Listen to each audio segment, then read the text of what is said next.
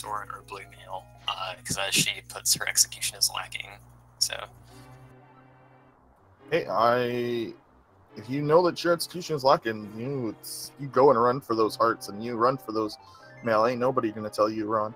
Also, using the purple chest, which makes execution actually slightly harder, because it's one of the blocky and low. There's no real tells that you can use off of this chest. Yeah, definitely hard to do some movements with it, and it doesn't have a proper shadow, so like if you're looking to line up bomb jumps with it, that can be difficult. So we'll see what item these guys get from the uncle first. This is a guaranteed weapon of some kind that they will need to use to get through the castle escape. And we have the bow today with a 30 arrow refill.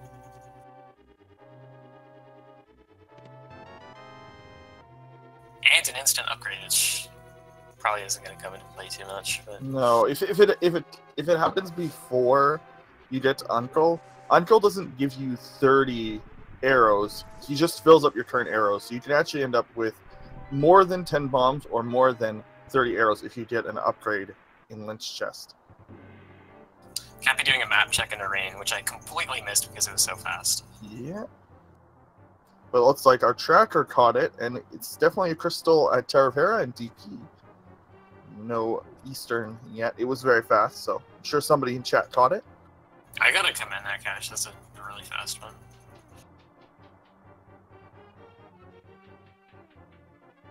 Alright, so the bow, not too difficult of an item to get for your escape item here. Yeah, the bow, you have more than enough ammo to get through. You even have enough ammo to farm. The only thing that's hard is probably killing rats, because the hitbox for bow is kind of weird if you're not used to hitting smaller enemies. One interesting thing about kapimozr actually is he's been working on a neat little thing today, which is called Weaponizer. It's a really silly it's a silly thing that basically randomizes the damage table and the effects of every weapon on a lot of enemies.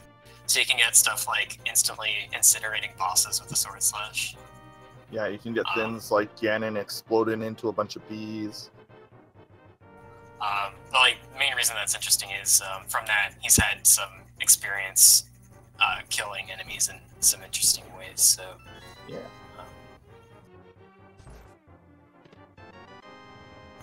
Was kind of hoping to maybe see a more difficult item.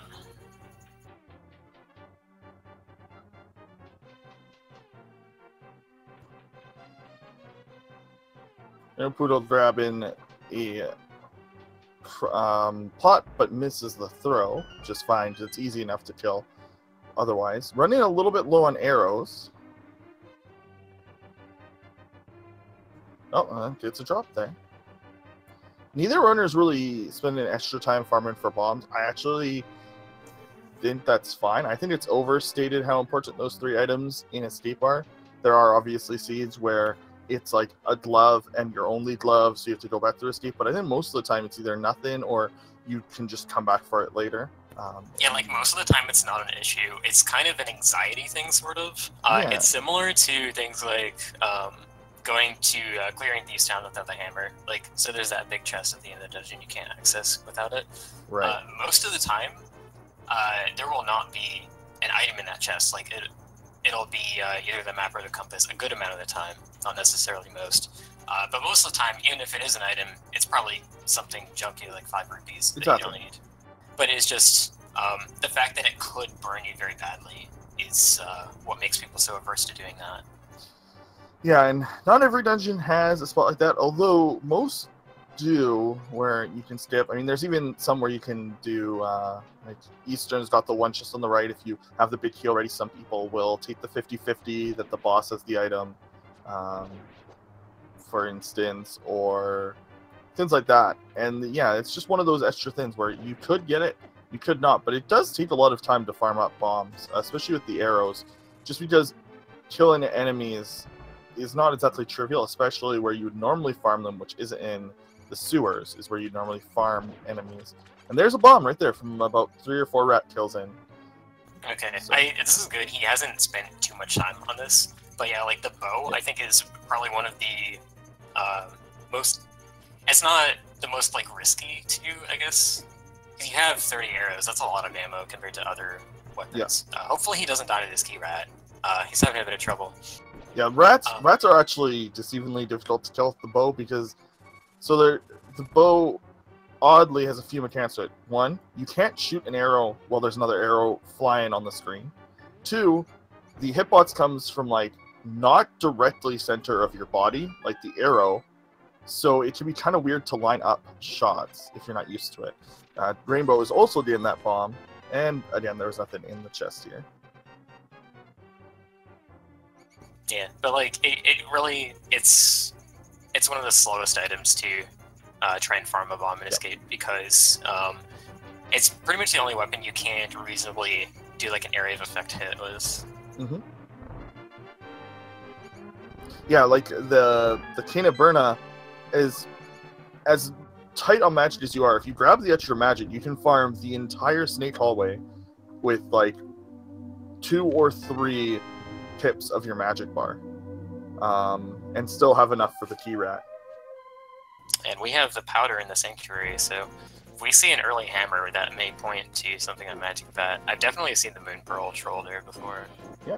It's like, I say troll, it's just because it's not a location you'd expect to see early. Yeah, if you have to go back there. Also, Cappy skipping the checks up north, and Rainbow going west to EP. It would be faster to save and quit, but Houlihan. Oh, this is interesting. I have not seen this. Oh, they actually don't think that they're Houlihaning right. I think if you do 4 jumps, you can do it without going into the cave. I wasn't sure on that. I know you have to go in the cave and do... Yeah, I'm pretty sure you have to go in the cave and do 3. I think there's a way to do it without going into the cave. But they did not successfully do it. So what she was trying to do was desync the camera with Link's position. So that when you fall down a hole, the game doesn't correctly see where Link's coordinate is, and it tries to... it looks up like where you fell on the overworld and sees that there's not actually a hole there, so it doesn't know where to put you. So it puts you in this secret room, the Houlihan room, also known in Rando as the Ajnep 174 room, which has 225 rupees in it, which can help with things like having 500 for Zora or just being able to buy bombs early game. Also, we got the book and a 7-minute ped check. So insignificant, such a low percentage chance that I noticed it, but we were talking about more important things. It was nothing. Yeah, for sure. Also, yeah, Rainbow is almost playing this like an open seed. This is definitely a route you do an open, trying to get bombs. Perhaps maybe they watched a lot of the open tournament and are just kind of copying the strategy from there because they are a newer runner. So Cappy finding the cane Samaria in the mirror in the well does not have a bomb yet, so he couldn't open the bomb wall there. I think he was banking on the bomb being in one of the chests there because that's fairly common. That's pretty normal gamble. Maybe she watched the Key Sanity tournament because I was also in open mode, and Key Sanity was actually had Houlihan Room as a very common play because the amount of rupees early game was generally lower because of the keys being possible items being placed in the overworld. Yeah, a lot of people's base at start in Sanctuary, go to Houlihan Room to start at Lynn's house to grab that item, then walk south, grab those bombs, check south-north. So yeah, this is definitely, which is fine. I mean, it's actually just fine in this mode too, but the thing is you'll usually find more than enough money in the early game. It's pretty rare to run into seeds where you don't get your like 400, 500 rupees before needing them. Yeah, but she did find 300 rupees in the maze game, And 300 on there. Can't get them yet, but it's there. so probably, hopefully, I guess a good advantage for her would be finding flippers or glove early to be able to get to Zora, or maybe just fake flippering and sequence breaking there. Who knows? Yeah. The thing with having the mirror, though, you can essentially help the route in early on for both runners. It also maybe will disincentivize them going to Eastern, because when you already have the mirror, you kind of want to oh, there's the fire rod. You kind of want to combine both Eastern and Eastern Palace, because they're both kind of really far out of the way, dungeon-wise. You have to walk quite a distance to get to either of them. But as of right now, we don't have any of the 3 items required to access Dark World. We do have the fire rod in Blind's Hut. But yeah, like a lot of I find a lot of the items that you find in Kakariko. Oh wow, hookshot. So I suppose Poogle will be happy to see that. Yeah. Hookshot definitely makes combat easier, because it's a stun on almost every enemy in the game. There are a few exceptions like Gyvdos, which are stunned by boomerangs instead. But for the most part, it also can improve your movement if you know what you're doing with it. You don't see that a lot in the main game because you have the boots so early on. But the hookshot and randomizer, if you know where and when to use it, will speed you up quite a bit.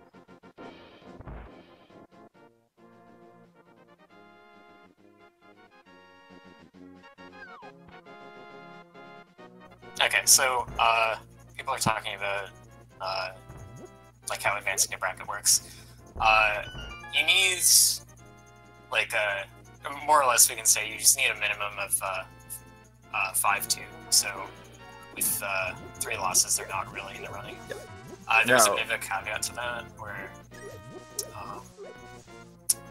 if there are dropouts in the tournament that cause there to be like under 116 people that have a 5-2 or better record, then the 4 threes will get in that have the highest opponent's win rate.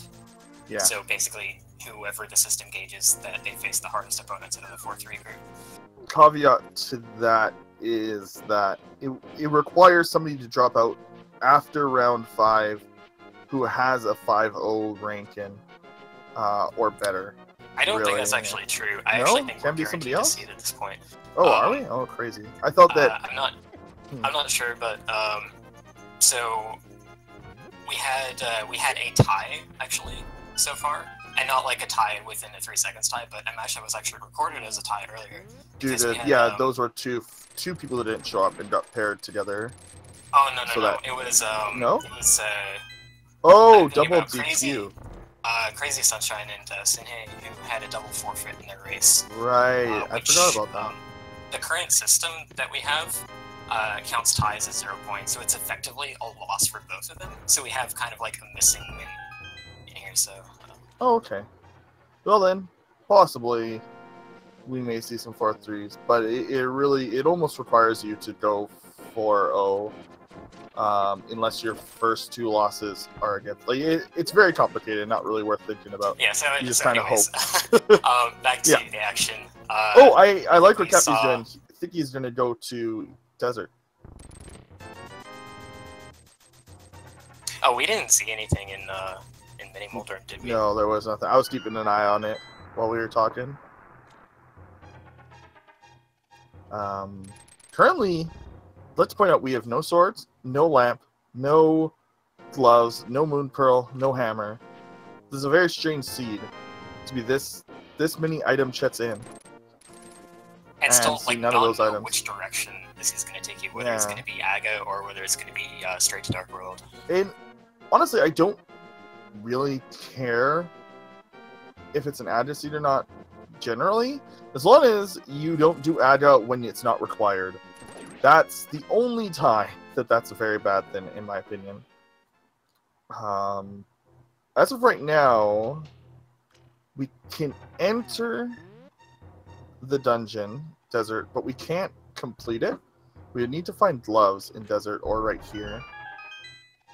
Yeah, but the book being as early as it is could be an indicator there very well might be something good in desert, and Google's heading in that direction as well.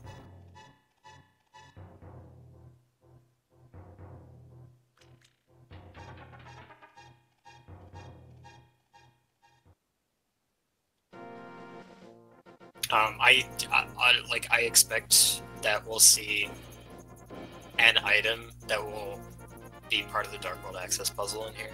Probably. It would be pretty crazy for it not to be. Like unless it's the flute, because we do have the hook shot, so the flute opens up the chests on East Death Mountain, and that is a lot of chests. So I'm expecting the flute or part of the Dark World puzzle. I think we also have Sahasrara and Eastern Palace that have not been checked. Yes, we do. So that's another possible 6 items, 5 to 6 items. But that's, again, it's when you have the mirror and the bow, you kind of, like I said earlier, you really do want to keep them as the same check. Also, yeah, killing that guy stunning that guy does not remove his pool from the ground, which is interesting. I saw a really neat strat recently. It requires the boots, so not applicable here, unfortunately. But I did see someone bonk off of the part of that big railing to the right that sticks out, and that's actually a really good way to get over the antlion if you don't have anything to kill it. I have seen that as well. Also, Desert's not boots locked, so that's interesting. We could find vanilla gloves here, or close to vanilla. Yeah, if there's a big key on that torch, then you cannot beat Desert Palace without the boots to collect that big key. Right. If there's a small key on the torch, then logic requires you to have the boots, but you can skip it by simply not going to the right side. But do not have any boots requirement here whatsoever. Yeah, and if it was a pendant, you may even see them steal the boss room key to access the right side to check these 2 chests. That was a thing that you see every once in a while. Oh, and there's the lamp, so that's one part already. We could see the other item right here. This also puts completing Eastern Palace in logic. Interesting. Oh yeah, you're right. And there's the shovel, interestingly enough. So both items already from Desert. So the boss doesn't have anything on him other than the crystal. So we will probably not be back here until very late game. Like, if Myers a crystal, that's when we'll see Desert done. Okay, so lamp, it could be part of the Dark World puzzle. It could be part of Aghanim's tower access. It could be where we need to go. But at this point, the shovel, that's an item spot that just really needs to be checked this early and missing so many items. Yeah, with the fact that we still are at minimum 1 item away from Dark World sword, and there is the gloves. I think we're gonna go to Death Mountain now. Like I said, so we have pieces to conflicting parts of the puzzle. Right. Like we have lamp that could be indicator for Aghanim. We have gloves, which could be indicator for straight to Dark World. Cappy doing a neat trick. You can actually mirror to the entrance of the sanctuary. Yep, I like that trick. Gives you a full heal and actually a 10 saves time. Because that walks really long, so. I believe it's faster if you don't have the boots, but it's slower if you do. That sounds about right. I'm not 100% sure. I don't think RainbowPoogle realizes that they can't access the boss. Because they went for the items, died, and then are coming back here. Yeah, I think that they don't realize they can actually access the boss. Yeah, I think she'll realize that once she gets to the rock and tries to pull on it.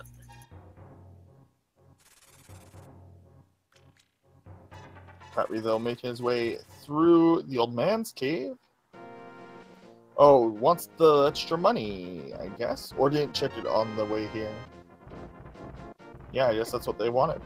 Okay, so we have the hammer from the old man. So that means pretty much all of Death Mountain's open. Like it opens. It was already, yeah, but yeah. Oh no, you're right. Actually, they had the mirror. Never mind. Yeah. But now they I can wonder- go in all directions. What if we find Titans up here and I'll actually get to see somebody do Super Bunny Cave? Maybe. Yeah, like if they find Titan before the Moon Pearl, that'll be. So that blue cane there opens. If they find the Moon Pearl on Death Mountain, that actually opens up Spike Cave into the logic. Yeah. The question is, are you gonna want to check that at this point? If I found Moon Pearl, maybe, just because it's so early. Yeah, I see Cappy doesn't have any magic to use. Well, you just complete Hera, right, with the hammer, and get full magic. Like it'll be the last thing you do. You check all of the east side of the mountain. If you find Moon Pearl, you do Hera, and then you do Spike Cave is the last thing on Death Mountain. Okay, so Cappy checking the Ether Tablet with the book. If you do not have at least the Master Sword, you can't actually activate the tablets. But if you have the book, you can still see what item is on it, so you know if you need to get later. So Poogle getting her glove, and hopefully she'll be on her way to Death Mountain shortly. Okay, big key. So we might not have to do the small key room. Yeah, that's what everyone hopes for. Everyone hopes to be able to skip her basement.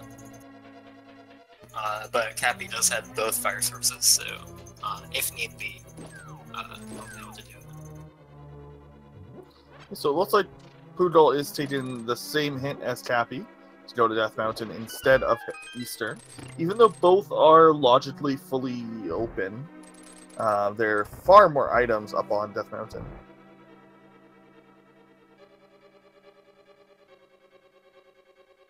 Yeah, actually, like, I feel it's somewhat interesting that Cappy chose to go up to Hera first, rather than straight to the 7 items that are in Paradox Cave. But well, and like I said, you can with that blue king, you can route in.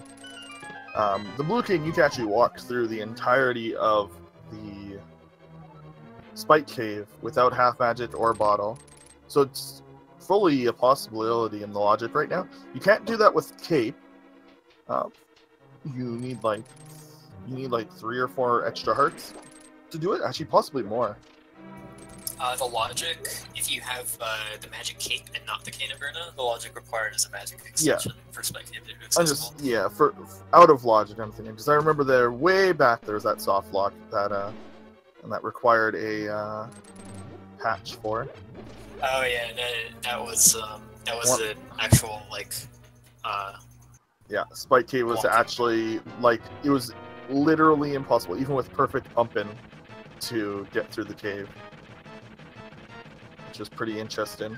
Cappy mentally preparing himself for the hammer fight, which is actually pretty difficult if you're not used to it, because Moldarm is pretty erratic, and luckily only the head is a hitbox for you. Like you can walk through his other parts of the body just fine. He won't hurt you. Alright, so Cappy taking out Moldor and the hammer just fine. Looks like he's watched my Moldor tutorial. And the blue mail. So Rainbow's gonna be feeling pretty good if they do complete that right away.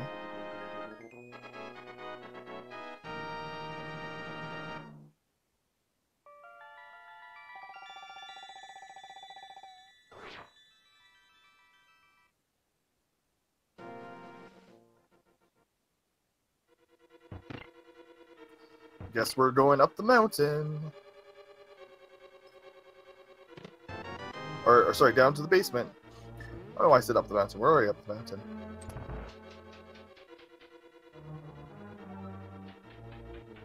So, Poogle's literally right behind. She's going to be doing the exact same things. Probably also going to follow Cappy over to Paradox Cave after they're both done clearing Hera.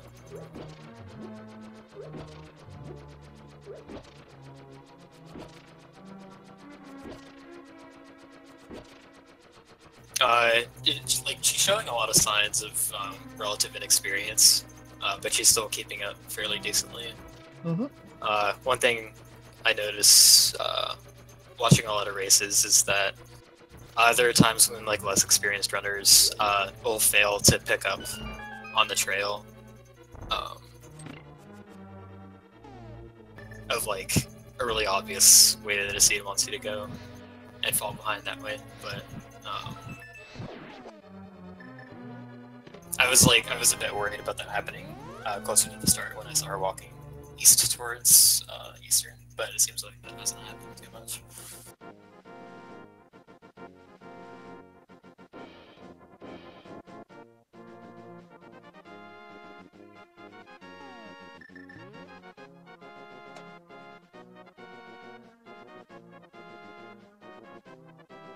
Yeah, single arrow for probably one of the longer chests in the game. That's unfortunate. I think that tie room is 40 seconds. It's something a that long check. Avoid. Like, Spiral Cave is pretty long too without boots, but I don't think it's 40 seconds. Yeah, a lot of people I think make a big deal of Spiral Cave, but it's like the thing is with how isolated Death Mountain is from the rest of the game. If you're up here, you want to be doing as much as possible, so it's like not quite as relevant. And some of these checks take a while. Plus, sometimes you have to go down the mountain anyway, so why not grab this item? Yeah, like if you skip this and then decide later you want to get it, it's going to take you way longer than just eating the time now. Doesn't seem to want to let it ride it around.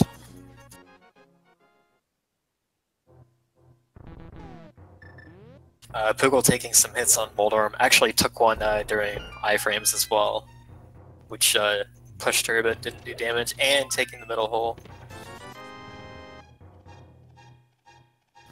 Middle hole is like really what you want to avoid because you fall down 2 floors instead of 1. But if you don't like have a lot of experience dodging Boulder and like understanding his movements, it could be a pretty tough fight, especially without a sword to hold in front of you to protect yourself with.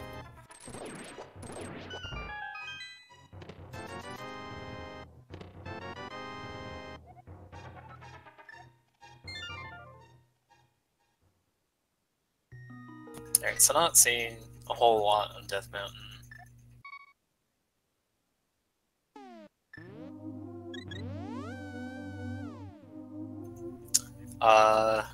Still need the Moon Pearl. Yeah. I mean, that's probably an Eastern. It's a pretty good chance. We are, looks like, gonna go hand in the bottle and the powder, which are 2 decent spots to just kind of check off the list. Although, I'd want to just do them with the mirror, like, when I'm here to do Thieves Town and stuff, but yeah, that might may not be be an option. It may be a better option, but like, there's always a chance that Moon Pearl is in one of these spots as well. Exactly. Like, either way, if you come here or go to Eastern to find the Moon Pearl, you want to combine these items. Like, you want to combine Eastern and Pod, or you want to combine these 2 chests with the rest of Village of Outcasts. So it's really a toss-up here. This is the lower percentage chance just because there's less items, but if it pays off, you actually save quite a bit of time because again, the travel to Pod or to Eastern is very long and out of the way, and if you can do all of those items at once, it's very good. Yeah, the main thing is like if you're going into Eastern and it turns up nothing, you're losing a lot more time. And there's the Moon Pearl. So that is actually huge for Cappy. They're going to save a lot of time when they go to Eastern. Yeah, I did reference the possibility of Moon Pearl being there at first, but I didn't think it was actually going to happen. Yeah, you actually did earlier, huh? So yeah, that's like one of the weirder spots. It's actually a spot that some runners will miss just because like you don't always think about that location being open so early. Yeah, and it looks like Cappy is going to do what I think is correct. I'm going to assume that they are basically going to start. They have the fire rod, so they might. Oh no, they don't have a sword, so they can't do stealth. But they're probably going to move from here and just swoop the whole set. Like go from here, go south, then east, go all the way to Pod. That's my assumption. Is they're just going to basically do a full, very thorough overworld check because we don't really have the items to complete many dungeons right now. Although we can actually do swamp. Oh, maybe not actually. We can do swamp. We can do. We've done Hera. We can do Eastern and Pod. Also, I forgot Eastern's a pendant. So. Okay. Looks like our other pendants are Mire and Swamp with the green pendant. Ooh. Hera was one of the red crystals. I didn't see what the Dark World red crystal was this time. Okay, so Swamp being a pendant and Ice not being means logically the flippers are required, but you don't actually need them. Yeah, unless Swamp contains an item that's necessary. We can actually skip the flippers base and big flippers. Right, and I've seen that a few times where doing that is the correct play. But looks like Cappy is choosing to dip Skullwoods without a sword. I think that I always just kind of consider the front half of this dungeon to be a bunch of caves rather than actually part of the dungeon. Like, it's no different than check-in like pyramid to me. Except for the fact that there's more. There's like 5 chests, but only 2 of them can have an item or something like that. The thing about like checking front of Skullwoods is it's one of those things that you can rule out if you do get the requirements to beat the dungeon. Like if you have Fire Rod and you have a sword, and you decide to go straight to the back and you get your items there relatively fast, you can skip the front of the dungeon because you know there's nothing there. Right, So right. that's like the main reason that I'm hesitant to just dip it right away. It did used to be of higher value in the logics in previous versions, like particularly V26, V27 in the fall tournament. Yep. But V29, I found it turns up required items a lot less, and that's. I want to say, when I checked, it's roughly 20%, and it used to be 40. Okay, that's interesting. Yeah, in V27, it was 40% because every single chest... Oh, he doesn't realize, or he's going to check the front chest. Yeah, he either doesn't realize or he's like making some kind of bet that there's going to be a sword or something leading to a sword back here. Because that is a possibility, and it's one of the worst places to find a sword. Right. Yeah, so in V27, 28... No, it was 26, 27, which was fall tournament versions. The logic put the keys and everything in with the junk items very, very, very last. Oh, no. So with how many weird... Oh, no, he doesn't remember. He's actually going to the back. He's gonna find this curtain of vines further into the dungeon that he won't be able to cut without a sword. Yeah. Yeah, and yeah, so it was... Oh, he remembers! Okay, he just realized. Alright. Huh? Wait, what is he? Still... Oh no! No, he's actually farming He's farming magic. up magic! No, there's a much better... Okay, so, Cappy, this is for you, my friend. After... There's a... In the chest that you skipped, you know, the one with the 2 Gyptos before it, in the Bumble Wall, there's actually magic, like a full magic pot in the Bumble Wall. As long as you don't kill the red... If you kill the red jelly, that wall is actually... Or sorry, that will despawn it. So as long as you don't kill the red jelly. He's gonna really kick himself after this. This is like even worse than I thought. He was using the mirror to farm magic and not because he remembered. Yeah, I thought he was like... I thought he tried to swipe one of the jellies. Ah, he sees it. He's like, oh no. Okay, so I see Poogle heading towards Kakariko after her DM hall. So hopefully that means she's going to go and turn in the powder for that moon pearl.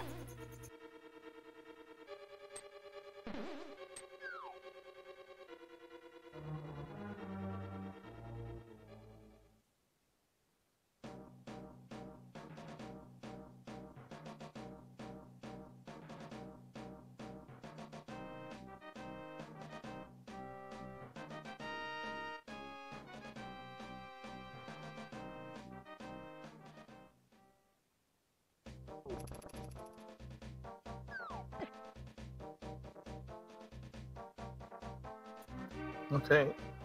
So Rainbow's gonna get their Moon Pearl.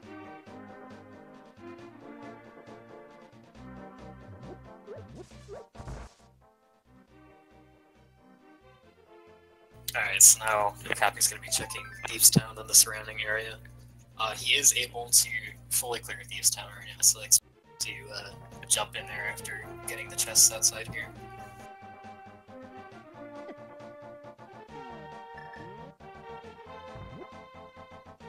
He does have both cans as well, so that's going to make Hammer blind much easier. Swordless blind, I should say.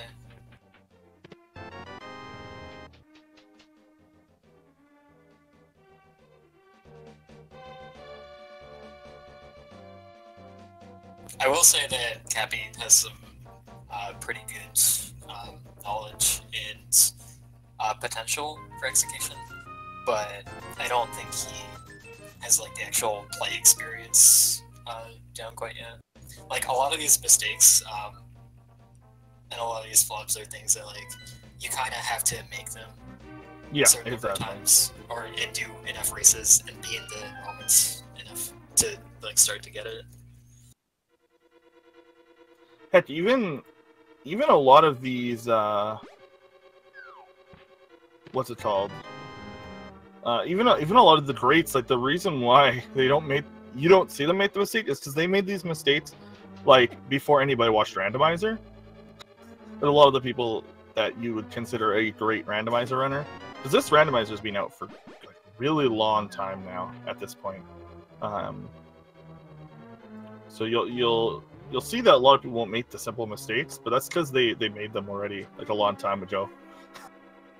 Yeah, and there are some things that are still like recurring. Like, I actually forgot to gain his cave in my race last night, which is something I've done many times, and I'll probably do many more. And it just I didn't notice because it turned out to not have anything required, but easily could have burned me. ACMLM, I think, lost a key sanity race in the brackets or in the late stages because he forgot a spiral cave. Yeah, and it was the second time that tournament. Before, yeah, yeah, that was the second time in that tournament that he did that. So I don't think it was the same tournament, but no, okay, he did it in the fall for sure. Yes. So like yeah. people of all skill levels will do these things at some point. I went into the back of desert with no fire source yesterday. That's one that's really easy because you never go like that one's easy to make. But yeah, both these runners making pretty much the same plays, just Rainbow's just a little bit behind execution wise, so they're making all the right choices. They're just doing it slightly slower. They might actually make up time if they don't make the same mistake as Cappy. I think the seed so far has made the decisions like relatively easy and clear. So yeah, I mean there is some splits that you could make, like you could have gambled Pendant Eastern, but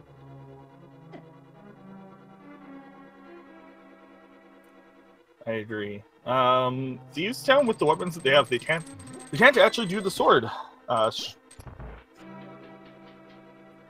They can't do the sword strat, so that's interesting.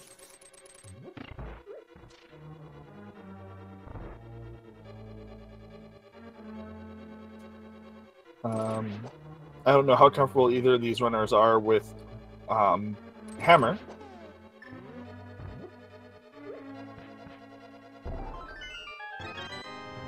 Yeah, I mean, like I said, Cappy has both cans, so the blind fight should not be difficult, considering that.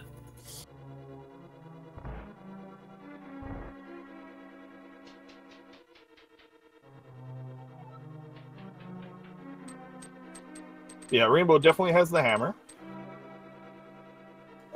Rainbow also hasn't counted items, so they're checking all of the chests. They actually got 2 items in the front.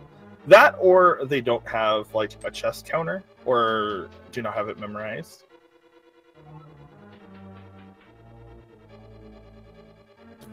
Okay, so it looks like she's also going into the back of Skull Woods. I think she's making that play to both check this and to check the item below. But they also might make the same mistake and forget about the vines. Oh, this actually may be purely for the pedestal, and she might be routing in that one chest in the back, just because the pen check also makes this convenient. Yep. So I'm hoping that that's the case, and that she hasn't also forgotten that she doesn't have a sword. She needs one, rather. Oh, and there's just a heart in that hammer chest down there. We have not found anything in these, which is pretty abnormal for the dungeon itself. Dungeons in general are less commonly have progression nowadays. Also, Rainbow not going the long way around because there's actually a pot in the way to go the short way around, and I didn't know that for ages. I didn't know that for a long time. Like, it's just something you don't normally know about. It even has a heart in it, oddly enough, usually. Okay, so Cappy fighting blind, using the hammer, doing pretty well so far. I wonder if he'll switch in the last phase. So, like, hammer blind becomes a lot easier when you let him move towards the bottom. Yeah. So I think he might just be fine. Oh, he's getting low on hearts. He's going to switch to the Cane of Berna.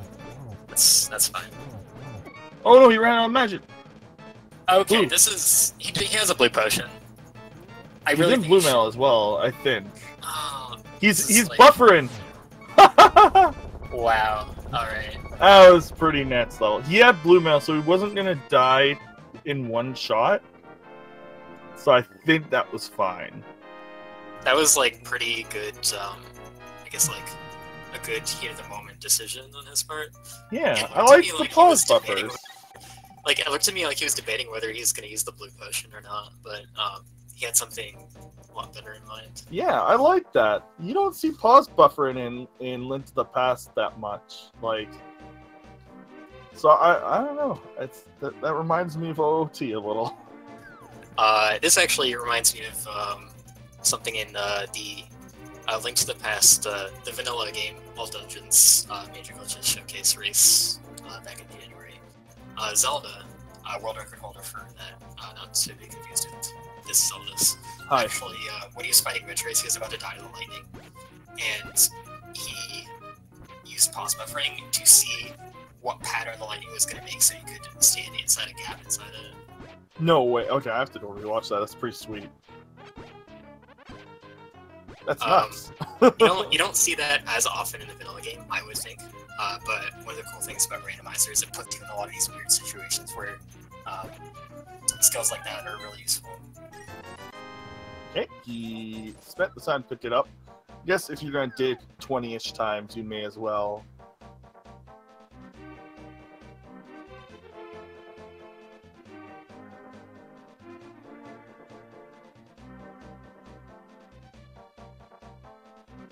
Okay, it looks like Cappy is going to be checking the south. Probably going to do similar to what I said. Can't check. What if he'll check Bombos? That's kind of the big question. Is he going to check the Bombos tablet item? I can't imagine that you wouldn't at this point.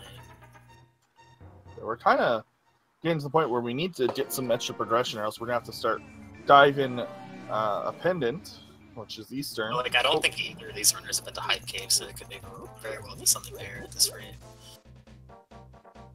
Or it'll just be more, we also have Palace of Darkness. They have everything they need for that. Yeah, I mean, that's definitely what he's walking towards. Ice Palace just needs one more item to access and complete it. We actually have, like, good items for, like, not entering dungeons, but completing them. Like, so like, if we get one more item, we can complete this dungeon. If we get another item, we can complete this dungeon. It's actually pretty nice. Like, if we get Ice Rod and Titans, and boom, there's Turok. If we get Titans, that's Ice Rod. We might never see the flute in this seed. Meyer is not on the table as a crystal. Just starting with a 20 in Hype Cave. And another 20. And an Ice Rod, speak of the devil. And a Red Mill. That's a pretty good cave. That's a pretty good cave. Yeah, Ice Rod's definitely a good find early to mid-game, because you don't have to worry about searching for it later. It can be pretty much anywhere in the game, aside from on Trinex. Yeah. Yeah, it can be one of the more annoying items. Bow is the other one, because it can be almost anywhere. There's like 3 spots. It's 2, but no, it's only 2 spots it's locked out of. So it's 3? Oh, 4. yes, yes. Can't be 4. on Helmsor either. Yeah, you're right. So Poogle has gone into Thieves Town. She's going to be trying to figure this out, I think. She only has 5 hearts because I believe she died doing mini Moldering Cave near the start and abandoned it. And luckily, it turned out to not have progression, but she's also missing the hearts that came from that. Mm-hmm. Cappy has picked up all of the hearts, by the way. Like, everyone that he sees. Which I can kind of understand. They don't even have that much heart health. Like, early game, that's just what you do. You pick up hearts that you see. You'll see, like, the top level runners just ignore every heart that is an optional heart. But when you get to even the mid-level runners, like, just having more hearts is nice. But they do have red mail now, so effectively their health is very good. Right up until Ganon himself. So the Cactuar sprite he's using, the males on that, they change the color of the hair. It's very hard to see, but it is visible.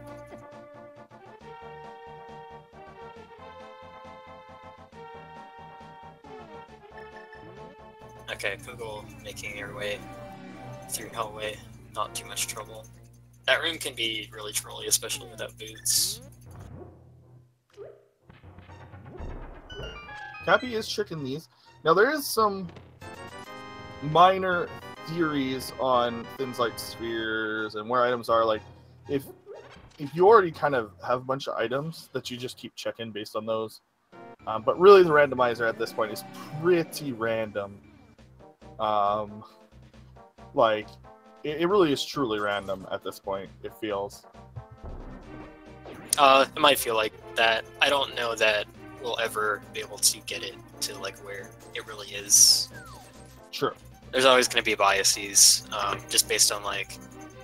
The only way to prevent biases is to generate it brute force every time, and if something is in an accessible location, you scrap it and redo the whole thing, which is, like, really, really inefficient, especially with the complexities of this game and all the logic traps like lamp camping behind dark rooms, etc. So also, you don't want, like, I remember when Sanity Entrance first started, it was, like, done by a program, and it could take, it originally took like 5 minutes to generate a seed, because of how difficult it was to generate the seed. Some of the first seeds, like, required the program to, like, spend 5 minutes generating. So yeah, this game can be pretty complicated, and thanks to some pretty darn good programmers in the community, you get seeds instantly. Alright, so we have a bow-locked pod, which is not an issue because they got the bow as their uncle. But it does mean that you do have to travel through the Red Mimic room to get anywhere else in pod. Yeah, and another interesting thing is they don't have the boots, so you can't do the little boots hop to get over the what's it called? To get back up. So. Oh yes, in the arena, it's a bonk you can do off the railing next to the staircase to get to that bridge. Makes the route in a lot easier for this part. Yeah, so if Cappy wants to get to the front, he's either going to have to mirror and use some of these keys, or he's going to have to walk through the arena itself to the left side. Let's see what he's going to do here, actually. He was thinking about it, but I think he's decided he's just going to go to the back first and then check those chests. I actually did not see yet if he got the big key. I think if, like, for me personally, whether I have the big key or not plays a huge part into which way I go here. Yeah, and you're right about that. So, also, if you check the front half, you actually get information on whether or not Harmless Hellway has a small key or not. Yeah, that's. I think I saw he does have it in the menu. Oh, okay. Yeah, it still lets you know if you need to check Harmless Hellway. If there's 4 keys in the front, so that not that one doesn't count. If this chest and the chest on the bridge where you shoot the crystal switch. Anyways, sorry. Yeah, Poogle has cleaned up blind with basically no issues due to the Cane of Burna, and she's gotten up to 7 hearts in the dungeon, so doing a lot more healthy at this point. Yeah, the burn strat's really good. You can actually kill blind with Burna, just one, as long as you have full magic completely, from 100 to 0, which is nice. It's actually kind of hard, but it's doable. Looks like RainbowPoogle somewhat forgetting that they don't have Titans, so they have to walk all the way around. Yeah, looks like Cappy's going to do the bomb jump. She's been trying to get the blacksmith, but yeah, Cappy is trying for a hammer jump right now.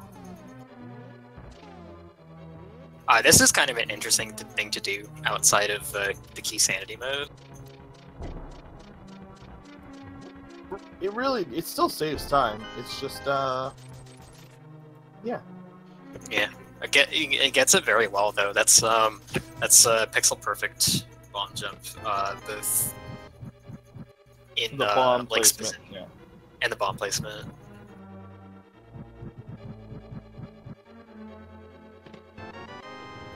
Unfortunately, only finding junk items so far.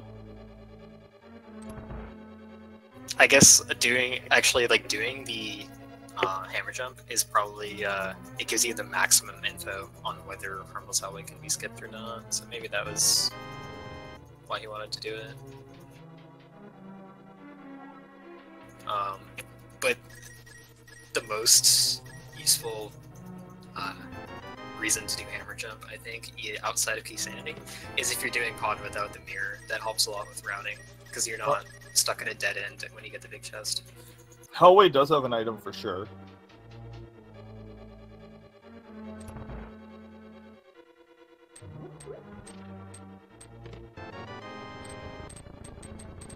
Oh, it's not much of an item.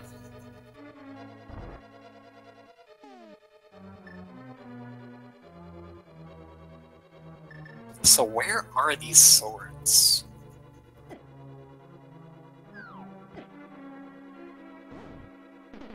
Got 52 minutes without either runner finding a single one.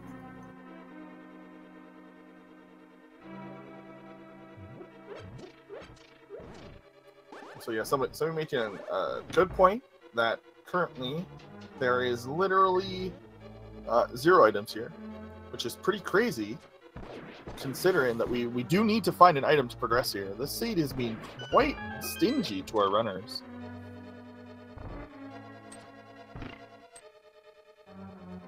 If we get Titan's Mitts and the medallion for Turtle Rock, that's all we technically need. And well, we also actually need swords, but all 4 swords could be in Swamp. That would be kind of strange. I think the items that they've gotten during the seed have really limited the possible divergences here. So yeah, like I think Poogle's just gonna go to pod right after this. There's, I mean, they could go to Catfish, but really. But like the easy option presents itself very clearly. Right. Yeah. I mean, being at this stage, I think you should just focus on, like, doing what you think is gonna be right, or what you see people, rather than gamble. Especially, just work on fundamentals is a good idea. Oh, Poogle's actually going we haven't to that seen mini Ice Mulderung cave that she did not go to earlier. Right. Oh, Luckily, she never actually went in it. My mistake. Luckily, nothing there. Yeah, they died trying to get here, and then decided to go to desert. Cappy not even holding out his non-sword to make this fight easier, which is interesting because it doesn't even slow down the fight to do that in when you don't have a sword. The sword is what causes it to be a bit slower. I guess your movement is also slower, so. Yeah, it slows down your movement. So it is. It's probably still faster to not hold your. That was very clean. Yeah, arrow's a great option for taking out Helmasaur if you don't have a good sword.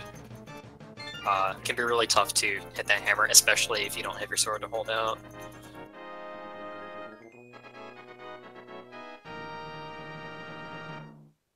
We actually haven't seen Ice Rock Cave yet. Oh yeah, that's true, we haven't. This could be very, very game-changing. This early book like kills runners if there's something here sometimes. Like this could be almost game over if there's something in say Eastern. And it just pushes them away.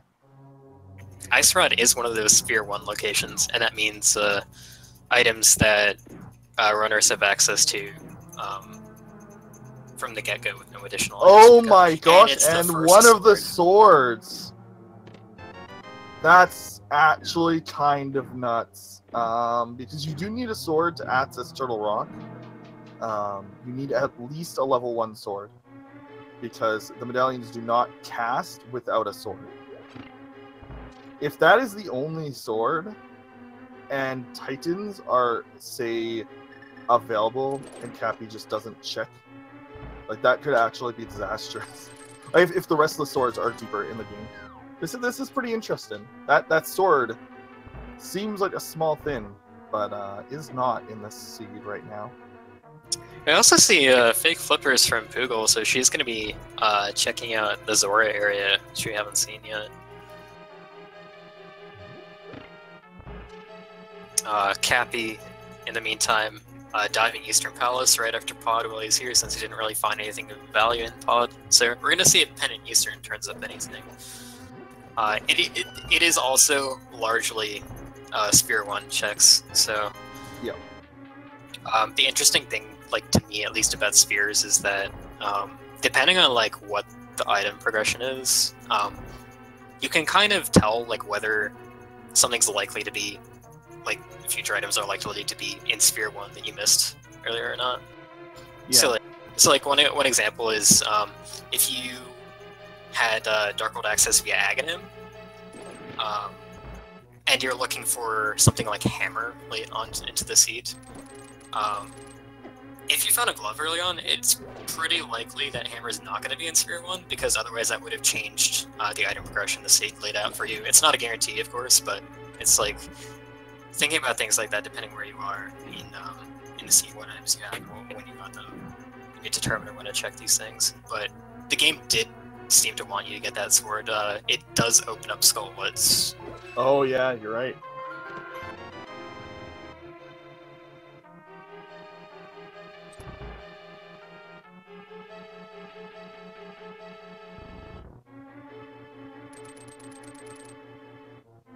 Alright, and she's throwing in her bottle into the fairy fountain, going to get random contents from it, determined by the seed. So it will be the same for Cappy as well, should you choose to do that. I think that was a green potion.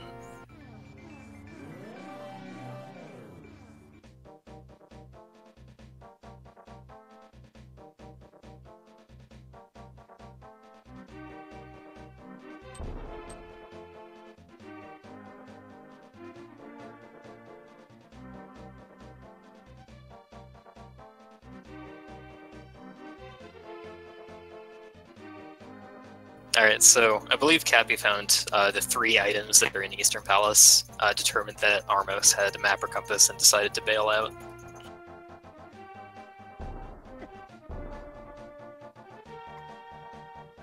Yeah, that means that unless he finds something soon, he will probably end up at Ice Rod Cave. Let's see if Zora has anything for us today. Nope. I actually, like, he may have forgotten it. It's possible after almost an hour.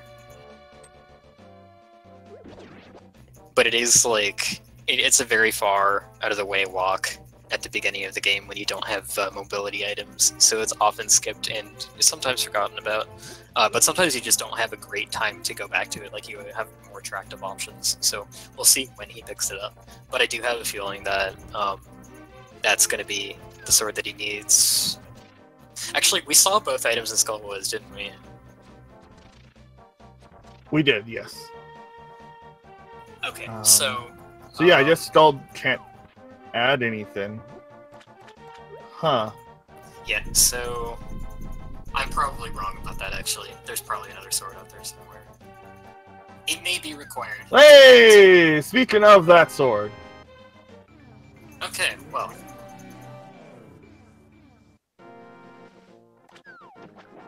I feel like this may make him less likely to go to Ice Road Cave at any point. But one thing, we still have no medallions for either of the runners.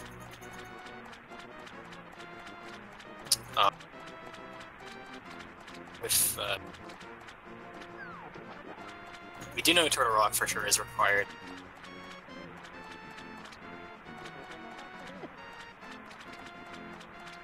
I think we have none of them, so.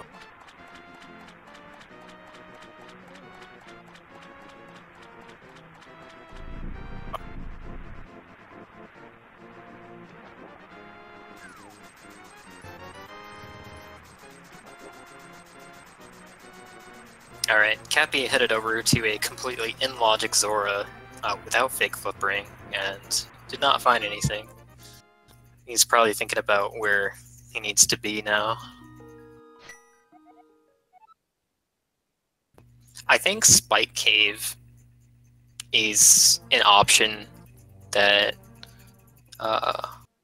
these guys have not explored yet.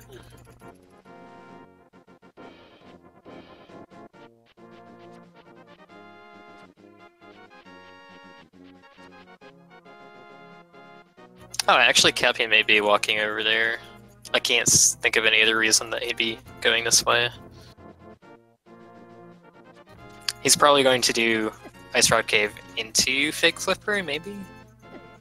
But he's definitely going to Ice Rod Cave. It sucks because he hasn't actually picked up anything yet in the seed that makes us walk any shorter, and he has to start it again all the way from Link's house.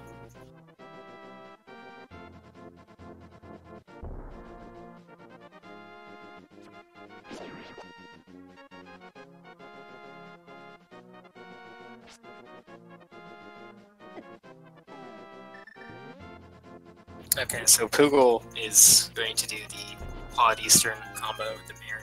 He's actually choosing to do Eastern first, which is kind of curious to me considering Pod is the crystal and it's guaranteed required to complete it.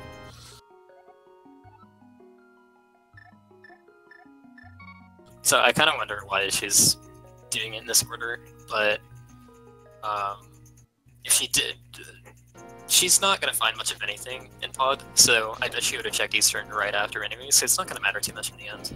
But I'm kind of curious why she decided to do this.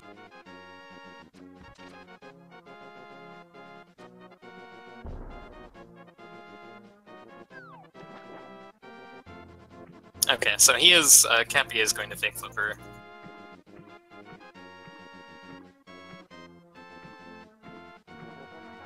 It's like the same checks. I think this just about covers everything that Poogle's done.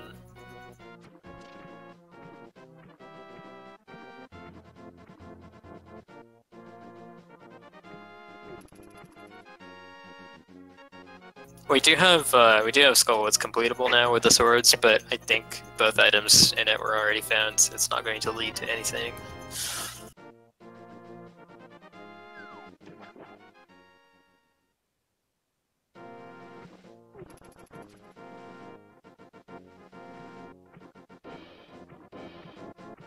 Poogle not really walking the correct path to despawn the skeletons in this room. There's a very common, well-known strategy for this.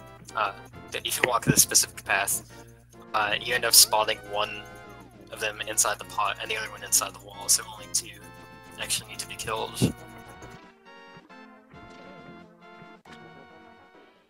But it's just a matter of just walking the correct path. In terms of it being pretty simple, but if you don't know exactly what the path is, you're not going to do it correctly.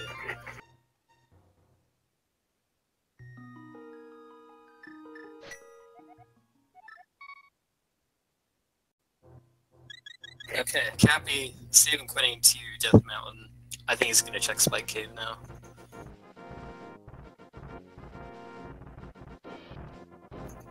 We have no mats, so we can't access any other part of Dark Death Mountain.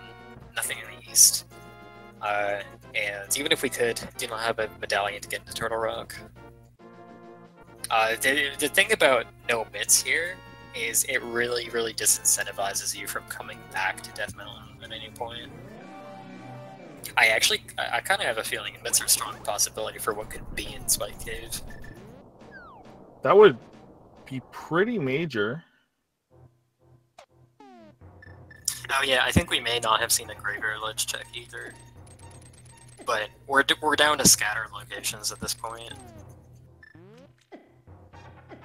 Another seed that just kind of left our runners with a lot to do early, but just kind of there wasn't really a route divergence even possible. And there's a heart.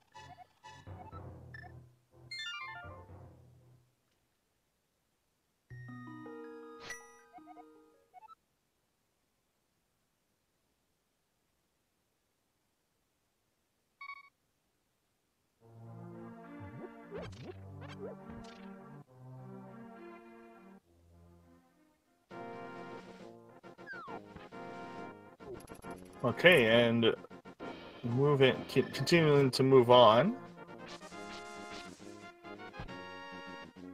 The other thing that we could see pop up is flippers, and that would basically railroad. Wow. Yeah, that would be the only thing that it would open up our runners haven't seen. So, Poodle check in pod now. It's Chicken Bombo's tablet, which he didn't do in his first roundabout. So this could be something. We've already gotten the 2 items from Desert, so it's not there. But yeah, it's gonna be either here or on, what's it called? Graveyard Ledge. Okay, Graveyard Ledge it is then. Oh, if you our know. runner can... Oh, what else?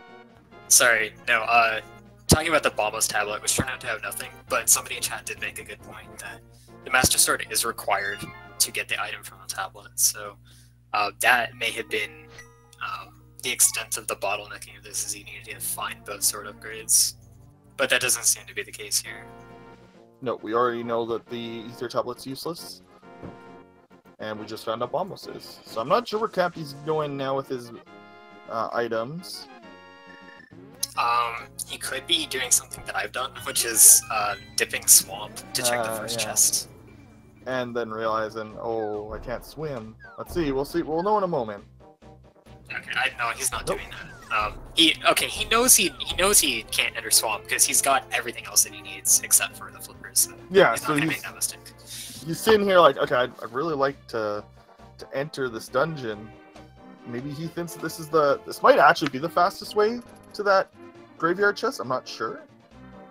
It's probably not that much different when you don't have Titans. Oh yeah, because you'd have to do the long walk around. Yeah. This might be faster. I'm not sure. I don't know. Like, I feel like it might depend on whether you have boots or not. I think so too. I think if you have boots, it's faster the other way because it's much straighter run. Like down, left, up, right, down. I have absolutely no idea. By the way, this is just a guess. It could be way off. Yeah, I don't think I've ever seen. Like, I know a few weird time instances. I've every once in a while I'll catch somebody like sciencing out times and stuff, but people don't do that as much anymore with Rando. It feels like most of these edge cases are, but I've never seen anybody math out this pathin. So, like, I know the very strange oddity of it's faster to save and quick from Hobo than it is to swim to Eastern. It's very rarely useful, but that one is. There they are. Well, hi Swamp. Okay, so we're getting railroaded. Wow, this seed is harsh.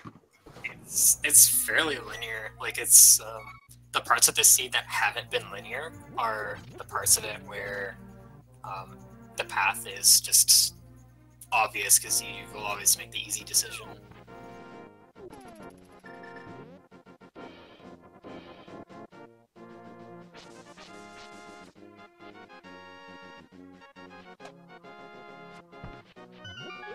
So at an hour and 10 minutes, Cappy just finding the flippers to get the Swamp Palace. I wonder if he feels behind because that was the pretty much that was actually the last location. You I think I would. Yeah, that was literally the last location. It's very rare that it's actually literally the last location. It's usually just like the last area you can check or something. Yeah, see, he can't do Ice Palace because he does not have the Titan's Mitt. So Correct. Swamp really is the only way forward out of the flippers. And Titan's Mitts is basically like we don't know what the medallion on Turtle Rock is, so we don't know. We'll never know when Go Mode is until we get that information. So it'll be pretty hard to, and we don't have boots, although we know that Desert isn't boots locked. But that'll be something that, with Meyer being a pendant, that will be one of the last things they do. Especially if they don't find the flute. Yeah, we have no guarantee that the flute is available at all, which, if it isn't, that's probably going to... That may feel good, it may not. It railroads the seed. The seed, the only nice travel thing we've had is the mirror, and it hasn't really helped, like, routing-wise. It just gave us it just gave us one, like, out-of-the-way item. Which is going to feel pretty bad for Cappy. Like, he really must feel behind. I actually feel like he probably...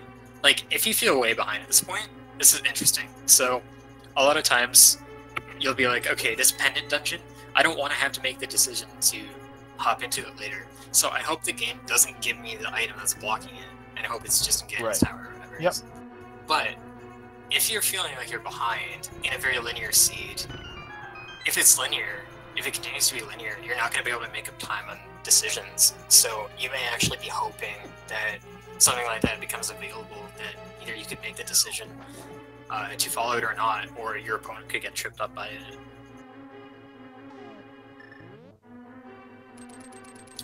This isn't that close right now, so like a factor like that probably wouldn't be too useful coming into play.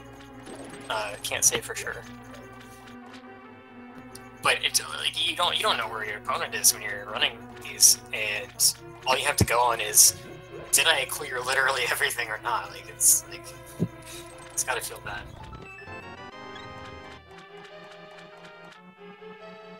Poodle's not 100% sure what to do right now.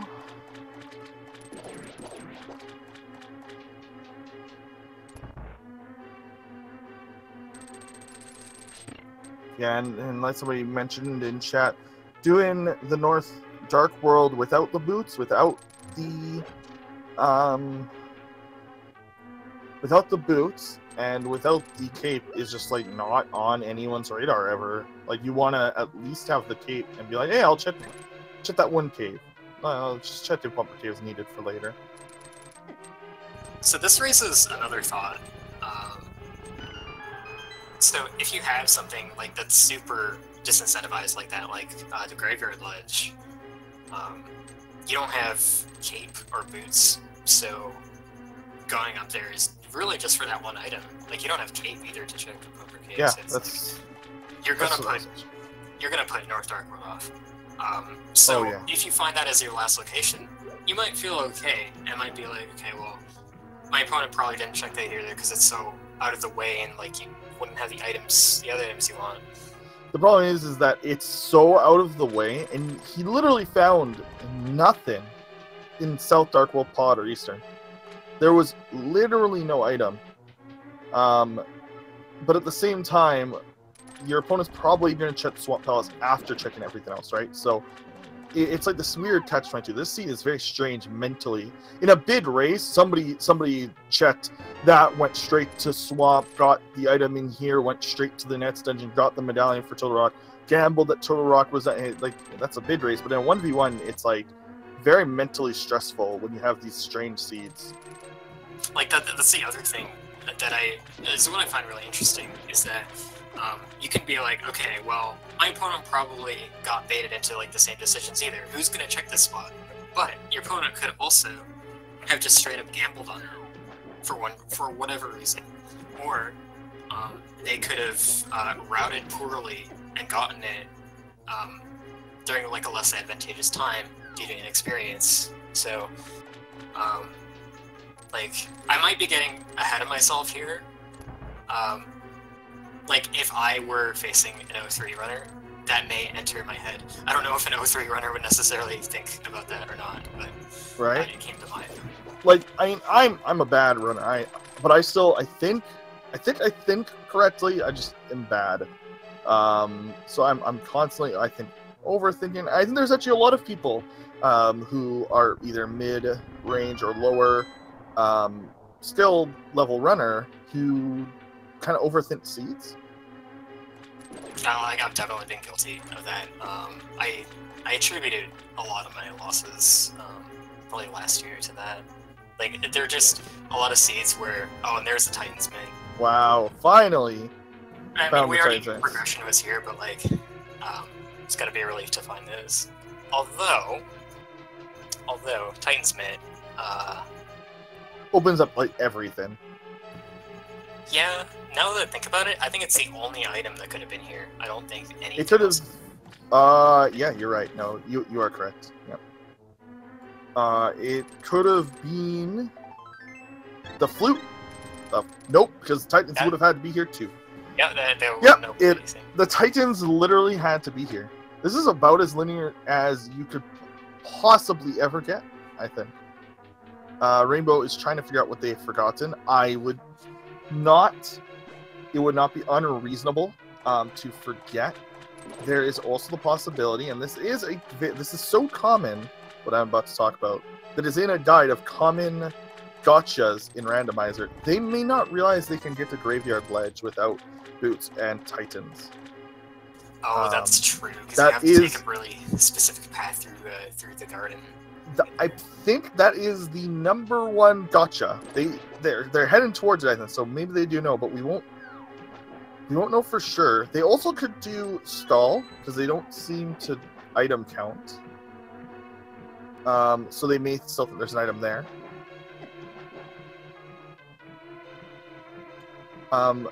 I think if I was Cappy, though, I think my next destination is ice. Even if I find a medallion. On the hopes that the medallion's in ice. Or in the ferry. And then do that, do the ferry, and then go finish up desert. Because if for some reason not, you can also check the mountain up there. You can also check Death Mountain now, Dark Death Mountain, and find out what medallion you need. Because if you find the flute, you need to also know if you need to go to Mire. So.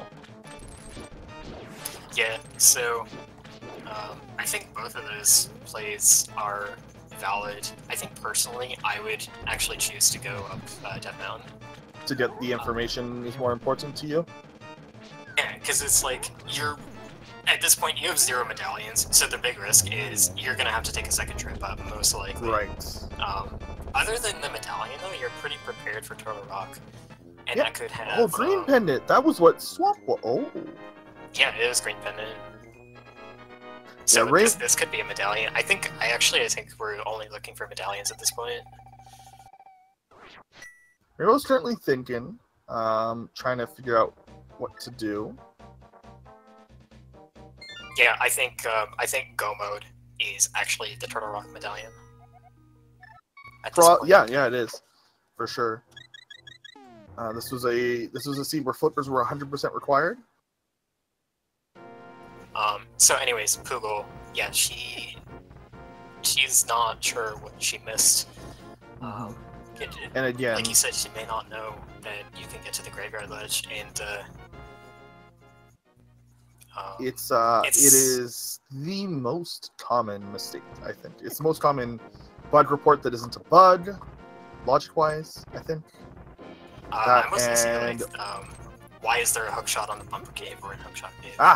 There's also wire boots on Race Game. It's so infamous. That one is so infamous that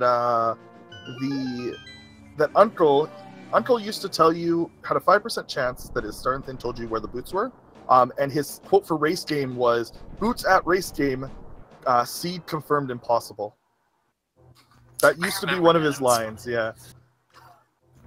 the 5% uncle hint for the boots has long since been abolished. I think there is still an option for it in the customizer, but yes, there is. But like people kind of decided we don't want even like the small chance of there being like a spoiler, even if everyone has it. It just kind of like takes away from the rando. That is a thing in Zelda 1, but also because in Zelda 1 that was part of the game's original design and structure was buy-in hints from someone. So that's why it's a thing. It also is a glitch. You can glitch that guy to get all the hints for free if you know what you're doing. So it puts in another glitch. So that is a thing in Zelda 1. But Zelda 3 community kind of was like, nah, you know what? We have fortune tellers, but we could use them. But it is not a thing. Alright, so looks like Poogle is going to be completing Skullwoods. Cappy has taken the play you would do over the one I would do, so he's probably correct. And if that Quake medallion is the medallion for Turtle Rock, then we are a go. And he isn't even going to check Super Bunny. He's got a medallion, and he's now going to go and check Turtle Rock. I am going to bet it's Quake medallion, and it is. Oh my god, it's Quake. I had a feeling. This is probably the dumbest thing. He even pulled a celebratory hand pull there. Gave a little handshake. There's actually a pull tree on the right leg of the turtle. I think a lot of people don't know that. Yeah, there's a few weird. It's rarely useful. There's a few weird tree pulls, quote unquote.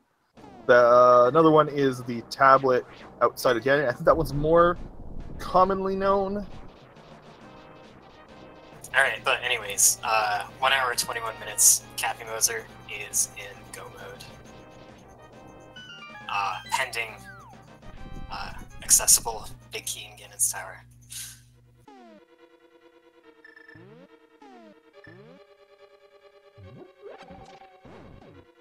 So Poogle is going to get the crystal from Skullwoods, which she will need eventually, but this is not going to help her progress at all.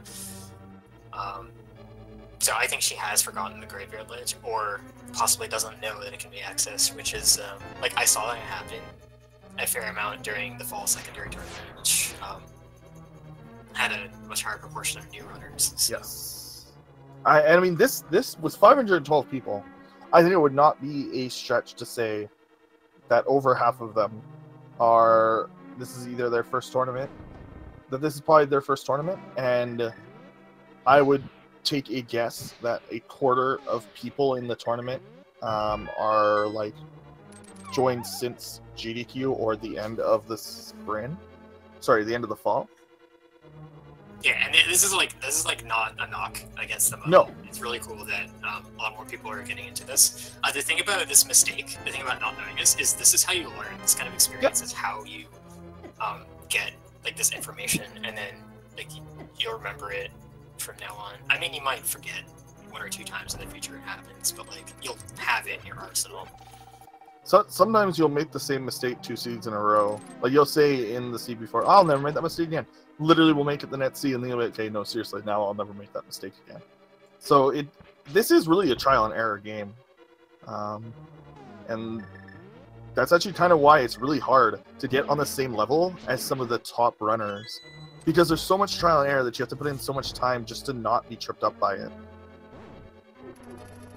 On top of the skill level that some of the like top runners have naturally because they were playing Link to the Past for like hours and hours a day before the randomizer ever came out. So there's the execution side of it too. Yeah, for sure. Like what's been interesting. That was a very nice off-field fight by Poogle, by the way. Yes, it was. The fighter sword and her boss fights have actually all been fantastic. So her execution is better than she thinks. I would say her overworld execution is actually what needs the most work. But her boss fights have been great. She did not struggle very much doing Thieves Town with 5 hearts. Yeah, which is very difficult. Thieves Town on low HP is a stressful dungeon. I think I can tell you after my race yesterday, I can tell you all about how bad Thieves Town is with. I mean, I've done Thieves Town on 4 hearts and had to with no weapons at all, except for the blue cane. I had to beat the entire dungeon without using my blue cane, though, because I needed it to kill the boss. That's the most stressful. I mean, she knows! She's going. Oh, yes. Okay, good. Well, no, she has to figure out the path. Oh! She is going. She's going, yes! Okay, good. I wasn't sure if she was just, like, trying to farm rupees for whatever reason. Out of boredom, possibly. There we go. There! Oh, thank goodness. Okay, so maybe she does know, but it just, again, left her mind. The seed's very long, and just, there's no other reason to be here. Yeah, I'm curious if she actually did know beforehand that this was a thing, or if she just figured it out on the spot.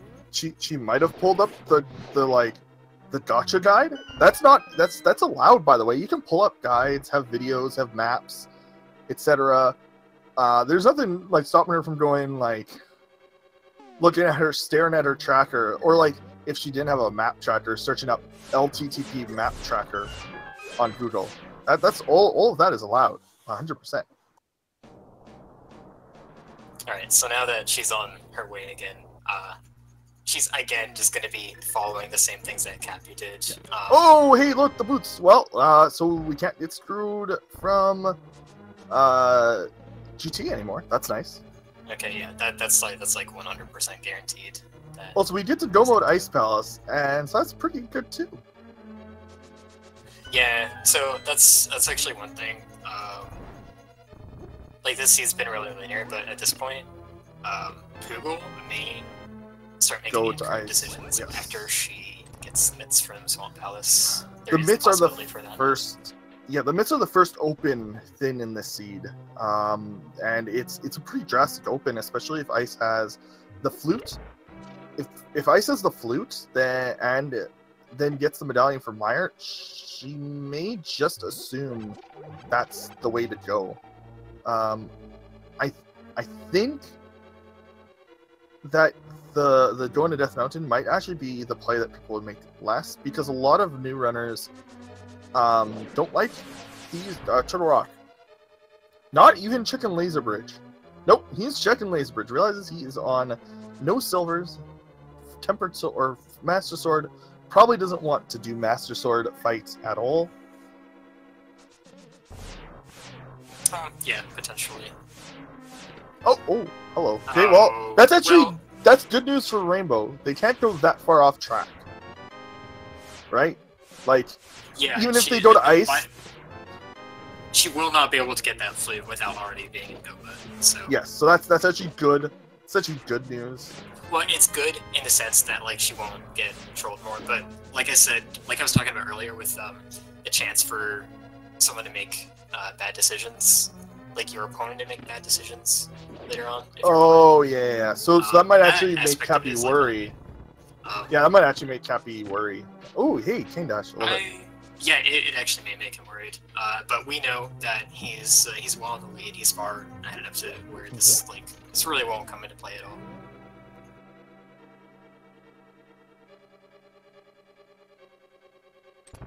But it is interesting to think about, and so, like, the further into the Swiss stage that we get, we're about to see a hammer Trinex from Cappy, by the way. Is the best. Oh god, it's the best way to take out Trinex if you don't have the Tempered Sword. It is, but it's also ice rod shots and a lot of hammer shots.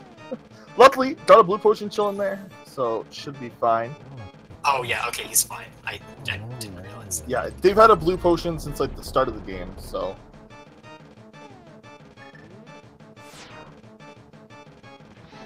But yeah, like, these sort of metagame things that I'm talking about, they're interesting to think about, and they may not come into play this race, but as a lot of as the Swiss stage goes on and you're paired against like records, it becomes, like, more and more accurate and more even, the matchups in the late weeks. So times like that, these things might come into play when you're against someone that you're very even with. So, an interesting that I've dealt with a lot of Swiss tournaments. Being a card game player, it's the most common tournament format for, like, trading card games and such. Roughly around in a round of 7-stage tournament, it's roughly around the 5th round where the Swiss stage is going to start pairing you with like your actual peers every round. So the 5th round is going to be the hardest for everybody, I think. At that point, everyone's record should be roughly correct, with the exception of people who maybe got like double paired versus people who got very strange matchups. So this is probably the last week where, like, that's also what's cool about Swiss is that every single match, like probably starting next week, will be very close. Like every single one, and it's gonna be very interesting to watch. That's kind of the neat thing about Swiss is that every match eventually becomes very close, which is not a thing you get every time in brackets. Yeah. Captain turning on his flute. Is this actually probably? It's probably actually faster to go over here. Also wants to check some extra spots for a sword and silvers. He still has to do Skullwoods, and he still has to do Desert. Right. So oh yeah, you're right. The flute is faster considering Desert especially. Is it faster for Rainbow? Rainbow still has to finish Desert, so yes. You think so? So the run it's faster to run here, turn on the flute, than it's to run to Desert, then run. Dice? Okay. I assumed that. So, like, if it was only Desert, maybe not. If it was only Ice, maybe not. But the fact you have to do both of them, I think this is worth it. Okay. I mean, I assumed that too, but I wasn't 100% sure. I'll default to my original thought. I mean, I might actually not activate it out of stupidity mid-race, being very excited to be in go mode. But also, I just noticed the Rainbow has an extra shield from somewhere. I'm not sure where. Does anybody know where this shield came from? Cappy? Cappy's sprite looks very strange. Did something happen? No. I mean, Cactuar looks strange. Just anyways. Yeah, good point. Okay. But, bathroom break is my prediction. Yeah, probably. I had to take one yesterday as well. Rip. It's like, it's weird when you step away for a couple minutes, because like there's no indication on any of the viewers end like what the reason for it is. But, yep. I know I was reaching a race and that happened. I was like, I hope this person. Hey, there we go. Flute's back on. And the Cactuar sprite just looked especially strange. It looked like it was frozen in some kind of item animation. I think it just looks like that because it's the Cactuar sprite. It's true. It's a very odd sprite. I love it though. Its face is perfect. It looks like it's just looking at you with pure dread, any bad seed, and that makes me giggle inside.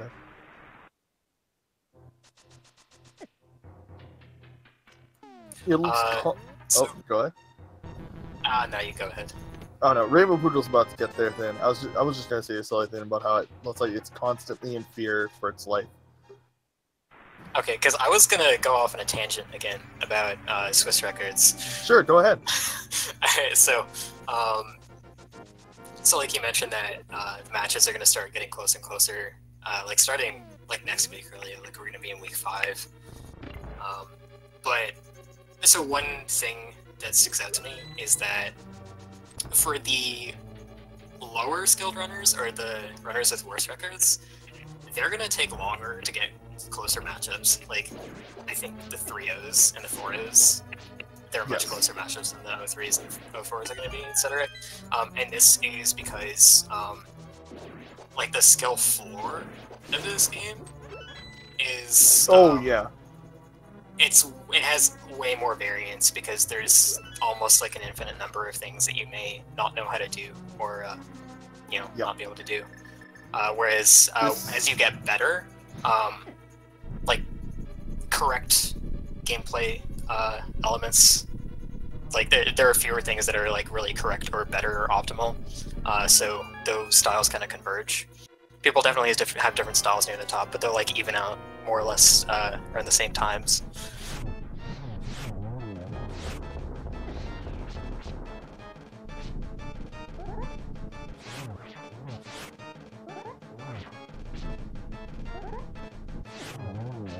But I think this is why that people are really hyped to see the like 0-5, 0-6 matches or things like that.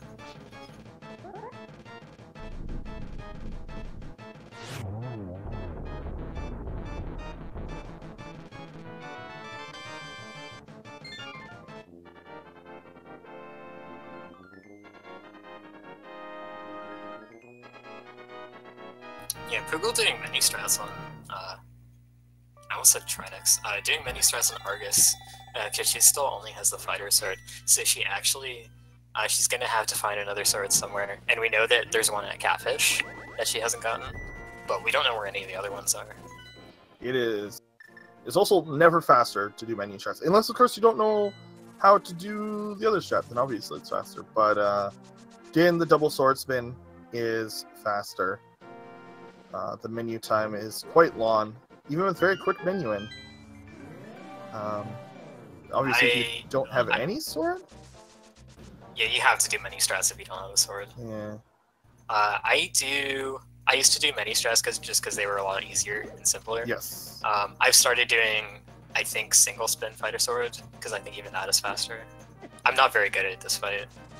When I say double spin, I just mean like hitting it twice with the same spin. Not, I also can't. It's very difficult to grab two of those guys.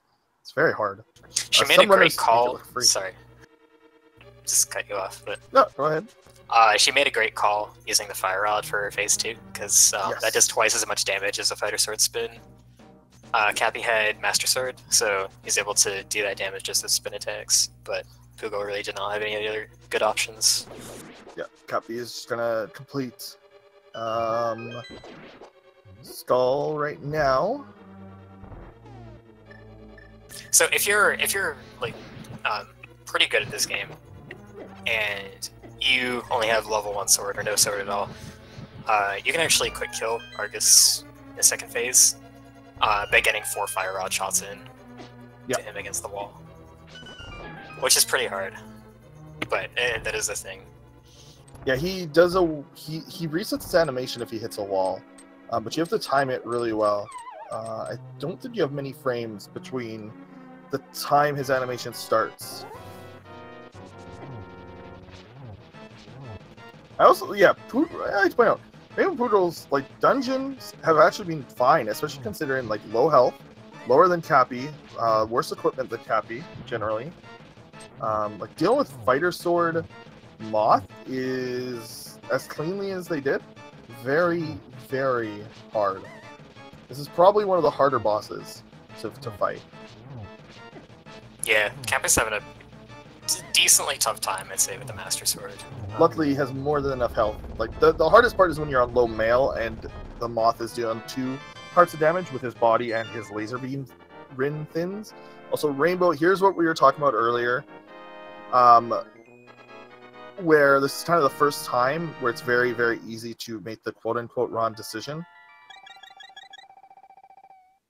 Yeah, so we're gonna see what's in Ice Palace. Cappy's probably gonna check, like, maybe the Freezer chest, maybe the first Pengator chest, but probably little else. But, like, the reason to go to Death Mountain is, instead of here is because, like, let's say you don't get your medallion on Death Mountain. Once you know what it is, if you find a random medallion in Ice Palace, for instance, if you're looking for one, you know whether that means you can go or not. So I think that's kind of the logic behind the play, but it can be difficult to think that many steps ahead sometimes. Like she might get Bombos here, she might get Ether here. We don't know what's in here. And she might think that those will be what she needs for Turtle Rock.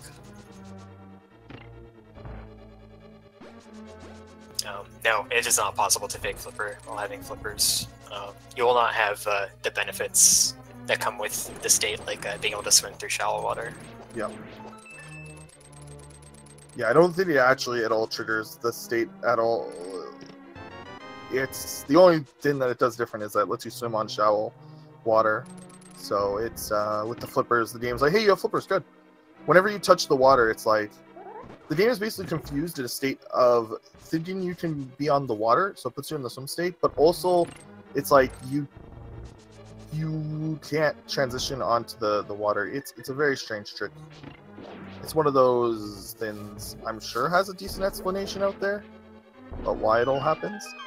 Yeah, like to give a serious answer and to clarify, the like anti-softlock stuff, the instant death, that you get when you get hit with fake flippers. Even if you do like a fake flipper motion with real flippers, that death won't trigger, because the check has to do with like whether you have flippers or not. So it's not about how you get into the water. It's the only reason that how you get into the water ever matters is just because it skips the initial flipper check that's supposed to happen.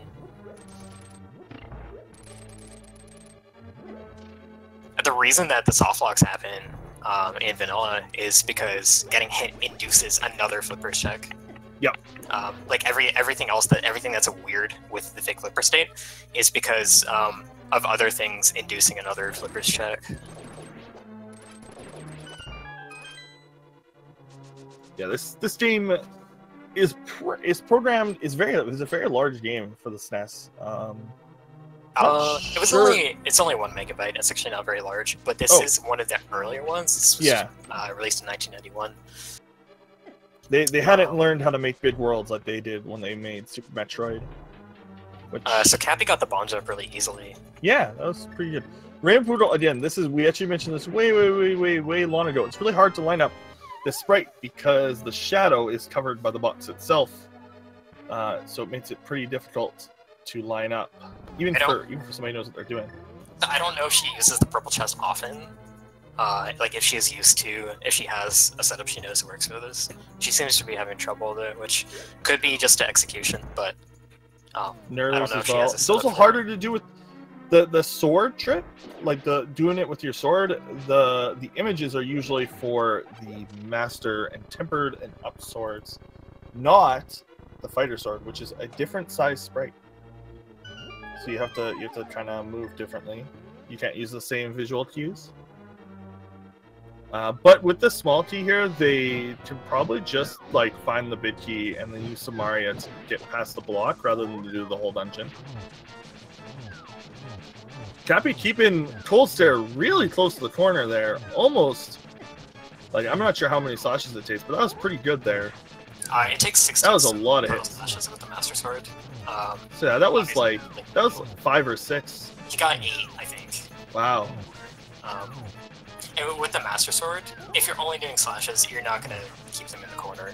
No. For the entire time you need to kill them. But that was a pretty good attempt. I'd say that half their health is pretty good to get all of them. Oh yeah, that's definitely really good. Really skilled runners are going to be able to follow that up with hitting them with the hammer down the ring wall and keeping them together. That's very difficult to do. And he finds a sword upgrade. Oh, and RainbowPoogle not feeling comfortable enough to do the Ice Palace bomb jump, leave in the dungeon, and we'll find their go mode. Unfortunately, they will take them a bit to finish. They're gonna have to go back there, obviously. They won't have to do the trick. I actually kind of forgot they were in go mode when I suggested that they just take their small key that they had and continue and find the big key. Because if you find an early small key, you can usually find the big key fairly early. Sometimes Samaria is even what the game expects you to use, logically. Depending on where keys are placed. Like, key on Cold Star, I think, always means that Samaria was needed. Yeah, that's correct. So, Poogle, abandoning Ice Palace for now, is not going to get that sword upgrade on Cold Stare, which means that she's very likely going to be doing a Turtle Rock with the Fighter Sword.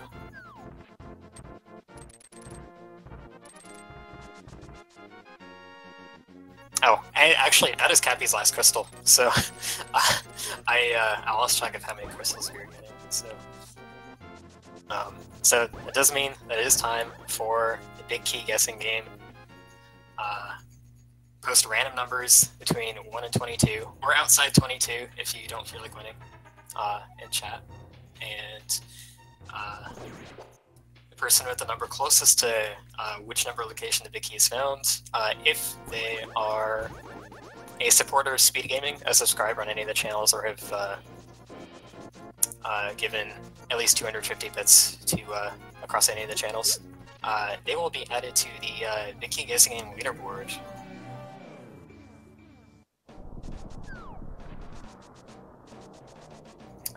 And thank you to our tracker, Michael K, for taking care of the game.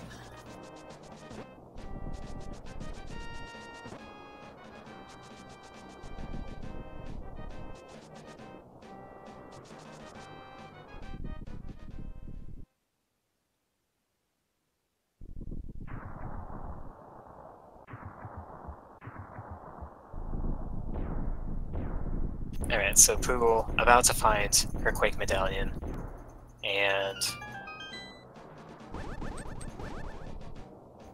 not quite go mode for her. She does need another sword upgrade. The other thing is, like, she may... Oh wow, she gets knocked off right before the chest with the Quake in it. That's unfortunate. And finds the Quake medallion. Okay, I believe that's go mode for her, because I think she had walked over and looked at the medallion already. Oh, no, sorry, I was just saying that she still needs a sword. I was literally just saying that. She doesn't know this, but she will find a sword on Cold Stare.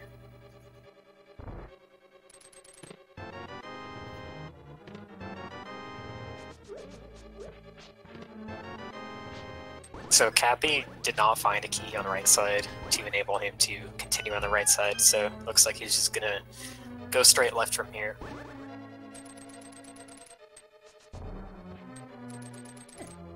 It's not technically go mode because she does not know the location of that sword, so she has to search for it. But it will be once she finds it.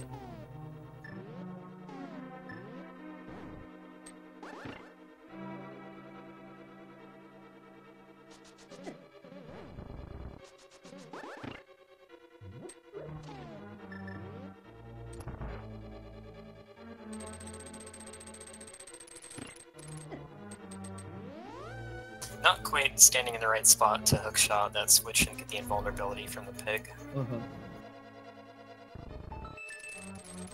Yeah, so that's like, oh, okay. So that is that number 8? I think so, but I've like literally never seen it there. So Sorry, that's number 9. That's number 9. 8 is the fire bar. I've never actually seen the big key in the fire snake room, so that's a new one. I was starting to think it was actually impossible. But I think the big key can be in actually any of the 22 spots. Yes, it can. I know in an earlier version of Randomizer, it was the first thing that was placed in the game at all. Tower. Or in each dungeon, I mean, like the big key was the first thing that's placed. I think the map and compass. That's currently. Oh yeah. Map and compass, I think, are the first place now. I can't quite remember. I think I remember reading that it's map, compass, big key, small keys. But the point is that the location of the big key is very unbiased. Yes.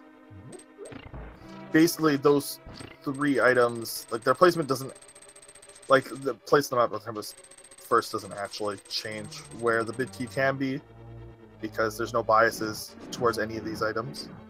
That's why the game is fun. It's actually 1 in 22 chance. Yeah, the big key will determine where other things can be if we run into situations like not having the hookshot in GT. And somewhat clean first room from Cappy.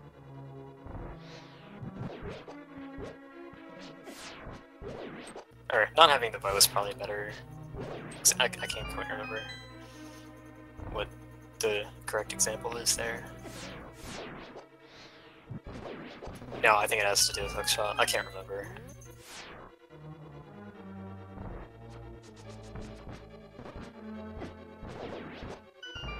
So, kind of the point of, well, Cappy's making decent pretty progress, good work with these gauntlet rooms. Some of the strats he's using aren't like super conventional, but they're working out okay. Like, he shot that, he's pretty low on magic, so I think he might not have wanted to use the fire rod in the last room for the Stalfos. That's a guaranteed kill. Use the fire rod, but he's low on magic. You kind of want magic for the rooms after Lamolus. Yeah, and so he powdered the anti-fairy before Lamolus, and since that's like technically it's in the same super tile as Lamolus, super tile is basically a big room of 2x2 screens that may or may not be separated by doors and individual cameras. But the point is that when you go into the room to the right of Lamo, the boss gets loaded at that time. So if you wait too long, the timers for the Lamolus coming out of the ground, like when they're ready to come out of the ground, those timers will advance.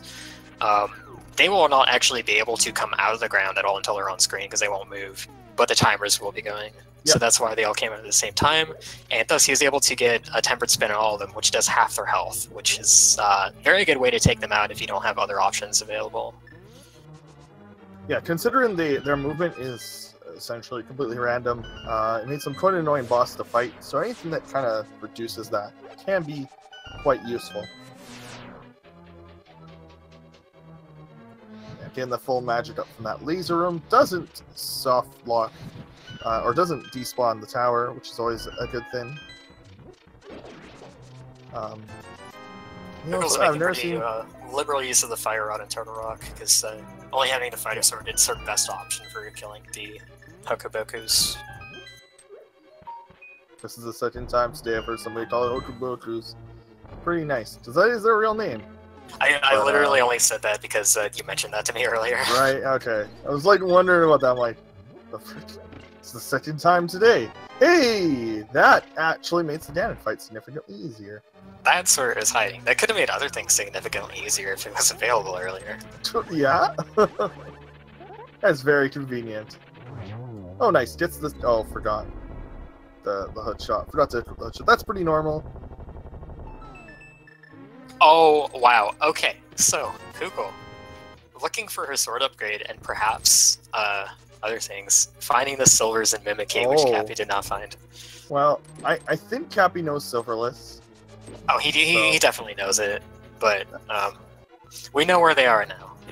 So true. And like we know she'll have an easier time in the fight if Silverless is something that she's not comfortable with. Exactly. It's almost a nice thing because I mean, even though their boss execution has been great, Silverless is kind of like a different step, you know? I will say there's no way she's going to catfish at this point, so she's not going to find that sword upgrade, so she may be stuck with Master Sword. Not the worst fate if you have Silvers. That was... Wow, I'm surprised you got hit. That was a bad Aga pattern. This Aga is not simple geometry.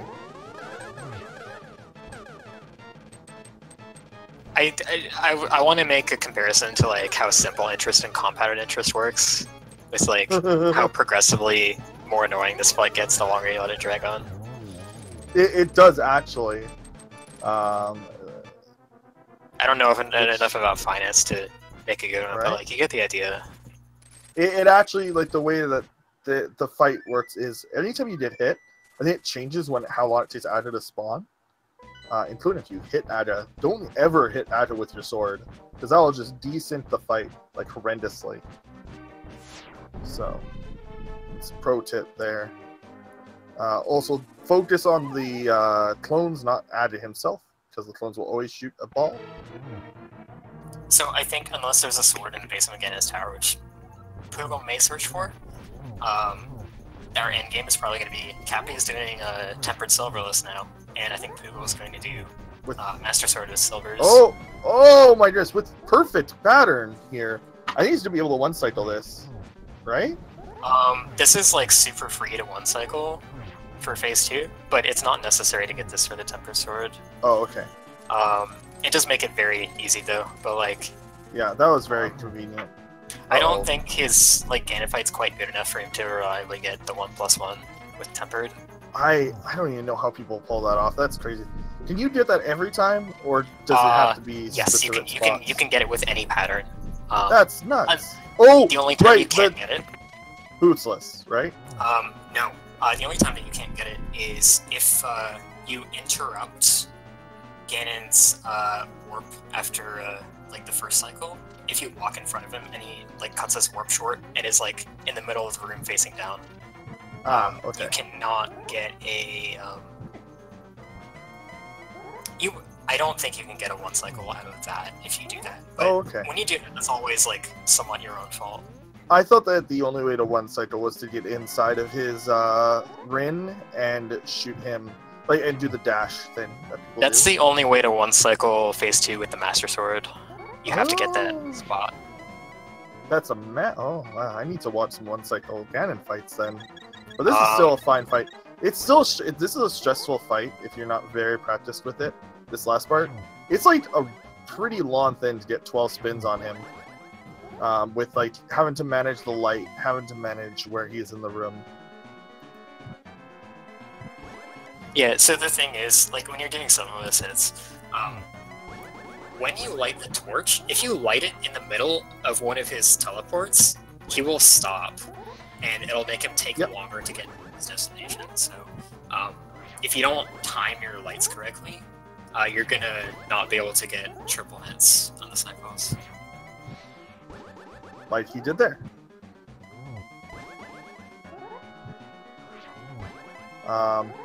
The fight is just like a lot to think about. It's a pretty technical fight, but it's also very interesting to watch. This fight has like a rhythm, and it's like once you understand the rules of how to do some of this correctly, it's not bad. But like, there's a lot of things that you have to get down to be able to do it reliably. Mm-hmm. So like a lot of runners, a lot of new runners that do some of this, they do a lot of things wrong. Like the way they approach Ganon is kind of like, it puts them prone to getting hit by the fire event. It makes it more difficult for them, but he takes care of it without very many problems.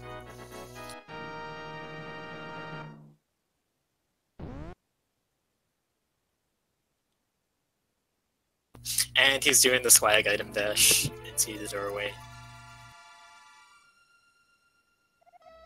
GG to Cappy, taking his first win of the tournament so far. He's going to go 1-3.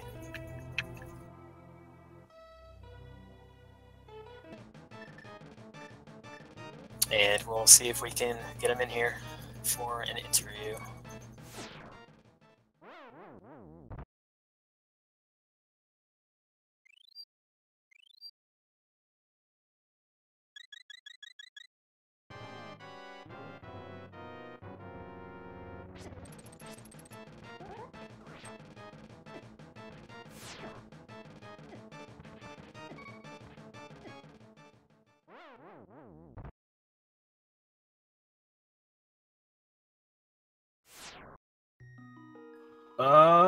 Is RainbowPoogle gonna call it here?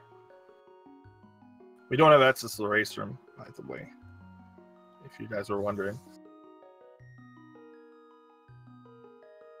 We actually do, I just don't have it open at the moment. Oh, we do? I didn't get it. Okay. Oh, no, I didn't get it. You're lucky. Oh, she did, according to George Cheddar. That's totally understandable. I mean, so in this tournament, your time doesn't matter, which is kind of relieving if you have a bad seed and you just kind of want to stop playing. And it can be pretty disheartening to lose a tournament match. I should know. Elle might not. At least not lately. But yeah, so I don't think anyone should give Rainbow any crap for that, because it doesn't matter. A loss is a loss in this tournament, which is nice.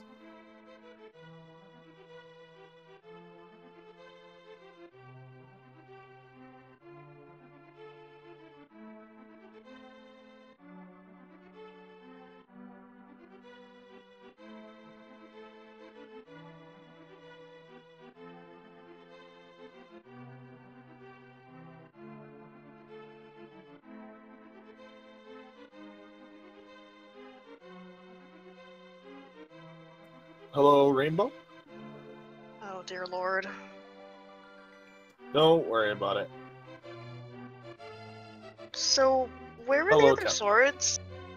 One is in GT, one is one is on Cold Stare and one is on Catfish. We don't know where the other one is. Probably in GT, could be in Mire. Oh, sorry, hiccups. No worries. Oh Yep. gosh, that was awful. It was a pretty rough seed. It was kind of, it was really bottlenecky and linear, and did not give too many hearts, and did not give swords for a long time. Yeah, but Cappy, how did you feel about the seed now that you got your first win under your belt? Man, that was interesting because we got so many items really early, and then I just couldn't find anything. I was going around, and I ended up checking like most of everything, actually just about everything, and I had that one graveyard ledge left, and I was going up to Zora, and I was thinking, well, Zora, I don't know, I could get that. I have the money for it. I can hope that whatever's on the ledge is not super important.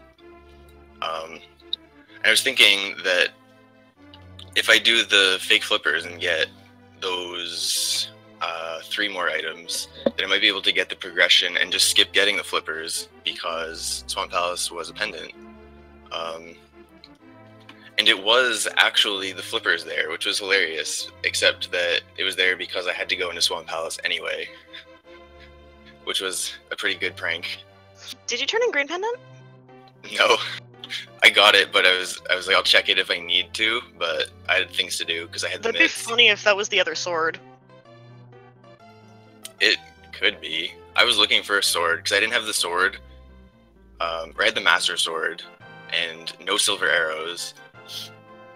So I was thinking that I have 2 bottles, so ideally I don't want to try to do that Ganon fight. So I was checking places to find a sword, and then I was like, whatever, and I went and did all the rest of the dungeons. And then Cold Stare had the 3rd sword. Did you not find silvers? No. Silvers were in Mirror Cave. On Mirror Ledge. Mimic Mirror, whatever it is. Yeah, I was just skipping through stuff. I actually went to the big chest in case it had a small key. Oh, nice. So I got the boots at least. I died to Cold Stare. Actually, I died trying to get to Cold Stare. Let's just not talk about it. Yeah, so I saw that, like, you had gone to Ice Palace, which Cappy had completely left for Go mode. You'd gone there before DM. And because you didn't finish it at the time, you didn't get your Master Sword. So, like, I was pretty sure, like, you were going to go into Turtle Rock without, it's only the Fighter Sword, and you were going to look in more chests for a sword, like, you were going to check them in the cave. So that's really why you found the silvers and he didn't, is because he was just pretty much in Go mode at the time. That's totally fair. I just hate hammer strats. So, Poogle, I wanted to ask you about the Graveyard Ledge. Did you know about being able to get it without Titans and without boots? Yeah. And just... Okay, so you just, like... I guess it slipped your mind.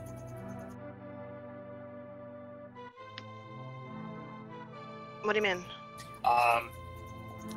It's something that's tripped up a few runners before, that they don't know that it's possible to get there without Titans or boots at all. Okay. So they just like forfeit it without ever finding it, not realizing it was an option. So I was wondering if you didn't know that before and figured it out on the spot, or if you just forgot about it for a while. Like, that whole area by Sanctuary I always forget about. Like, I'll forget about Graveyard Ledge, Bumper Cave, both Sanctuary boot items. That's the one area where I have a real problem trying to remember that stuff is actually there, especially if it's later and I have things that I didn't earlier and completely forget about.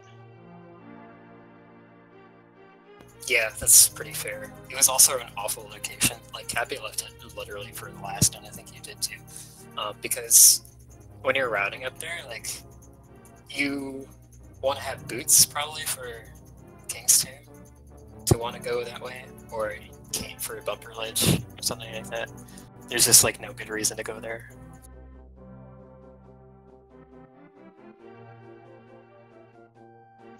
GG, Cappy. Holy crack, that's it. Thanks, GG. Oh, my dear. I enjoyed a lot of the things that you guys pulled off. Like, Google, I noticed in your bio you mentioned like having concerns with your execution and you wanted to see like decent stuff early on to compensate for that, I guess. But I felt like at least we both, as Ellis and I both felt like at least within dungeons, you were holding your own pretty well, and that more of your issues are like, I guess, overruled deaths. But like you did Beefstown with 5 hearts, and that wasn't too bad. Thiefstown scared the heck out of me. I hate that dungeon. I absolutely despise Thiefstown with all of my heart. Oh yeah, you did mention that too. I forgot. Huh. But you didn't have issues with it. Like I had a feeling you might die to blind because you went in there with a lot fewer hearts than Cappy did because you didn't clear mini Moldorm Cave at the start. I had a green potion Burna. I wasn't worried. Okay, fair enough. Which I got by complete accident because I accidentally hit A trying to get to the chests in Waterfall. Oh, you took that bite. Okay. That was completely unintentional. Nice. Yep. I forgot about that. I completely misclicked. Well, it worked out.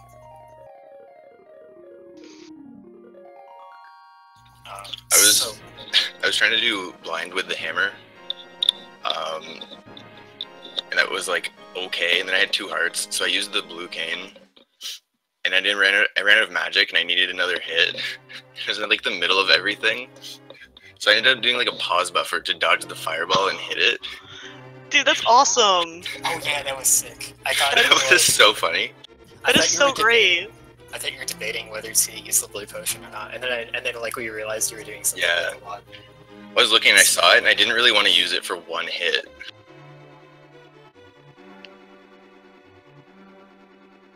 No, that Yeah. was the blue potion. Where did I use my green potion then?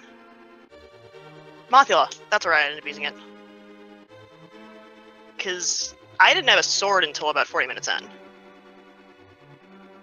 Yeah, I don't know when I got my first one, but it was pretty late. It felt like. You both got your swords after 50 minutes. Cool. Nice. You actually got different swords, I think. Yeah, you got different swords because Poogle went to Ice Rod Cave and got her first. And then we had a feeling that it might be the one available. And then just a few minutes later, Cappy found that catfish. Yeah, I should have routed upper, like that area Dark World. Yet again, one of my favorite pickups comes back to bite me in the butt. Catfish and Magic Bat are my 2 favorite, like, overworld locations in the game. My last match, I forgot about Magic Bat completely, and I needed that for Mire. And this game, I forgot about Catfish. Well, it's a really good thing you didn't forget about the Magic Bat this time, because that. Oh my god! Like, oh, I have a bottle. I'm gonna go this way now. I made a note of that because we found the powder really early, and then when I got the hammer and the bottle, I was like, well, I can do the Sick Kid and the bat, but that's only 2 things. But I wanted to do the powder, like, early, even though Eastern Palace area had, like, 6 items or something like that. And I guess it worked out pretty well. When did you end up going in there? To Eastern? Yeah. I went in there when I went to Pod. I went in after Pod to check the items. That was before I got the flippers, I guess. Okay. We did roughly the same thing then, because I went into Eastern and then I had mirrored out to Eastern then and back into Pod. Okay, yeah. Yeah, I wanted to check both, but Pod was the crystal and Eastern was like a blue pendant or something, so I didn't really want to go through all of that, but at least I didn't have to go fight Armos. I got all the items before that. Yeah. Which was good. That was nice. I'm really curious what Green Pendant was now, not gonna lie. Fortunately, it's not in the credits. No, like there's most only of one the- way to find out. I am finding out right now actually. 'Cause I'm really curious. Could be another sword. If it's another sword, that would be hilarious. Given Yeah, it's gone through. This is one of those seeds that in a 1v1 where like nobody's really taking huge gambles. You guys pretty much there's like no other logical and I mean, like what gambles thorough in that? path. There's Graveyard Ledge. It was literally just Graveyard Ledge, but that's a pretty big like because you went to Graveyard Ledge first, then went south. Then you might like kind of do the math on what's available and like do Swamp a lot earlier. But that's really it. It's doing Swamp earlier. Did you check a Lumberjack Cave? No. Did gosh, neither of neither you of us check know. Lumberjack? Ni- That's kind no, of funny. That's kind of hilarious, actually, that neither of you checked Lumberjack. I didn't notice that. I'm gonna go check that too, because now I'm really curious. Ah, that's actually kind of funny.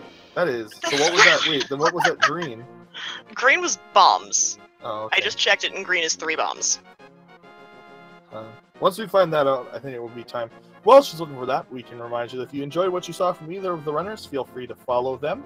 And if you want to see more Links to the Past action, you can check out ALTTP Randomizer as well as ALTTP Randomizer 2 through 4. If you want to see Randomizer as well as other games like NMG for Link to the Past, if you want to see Super Metroid, although there's no tournament right now for that, if you want to see things like Hat in Time or Mega Man games, you can follow Speed Gaming as well as Speed Gaming 2 through 6.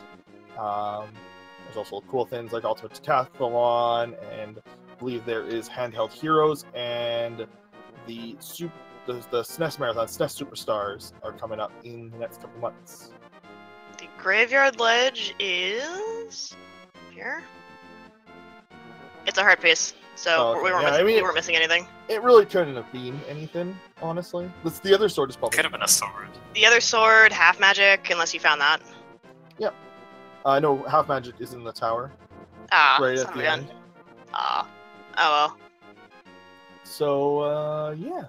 That about wraps it up. Do you guys have anything else to say? No, I got nothing. No, Right. Just thanks for commentarying and trackering and restreamering, and thanks to Yeah. everyone in the chat for watching and being there. Yeah. Yeah, good luck, but stream. yeah. Good afternoon, everyone. Again, my name is Zelda TV. My co-commentator was Elminster RT. Tracker was Michael K. or Michael Tenez. Thank you, everyone. Have a wonderful day. There are more races coming up or starting soon. You can check the schedule for that by typing in !ALTTPR. See ya.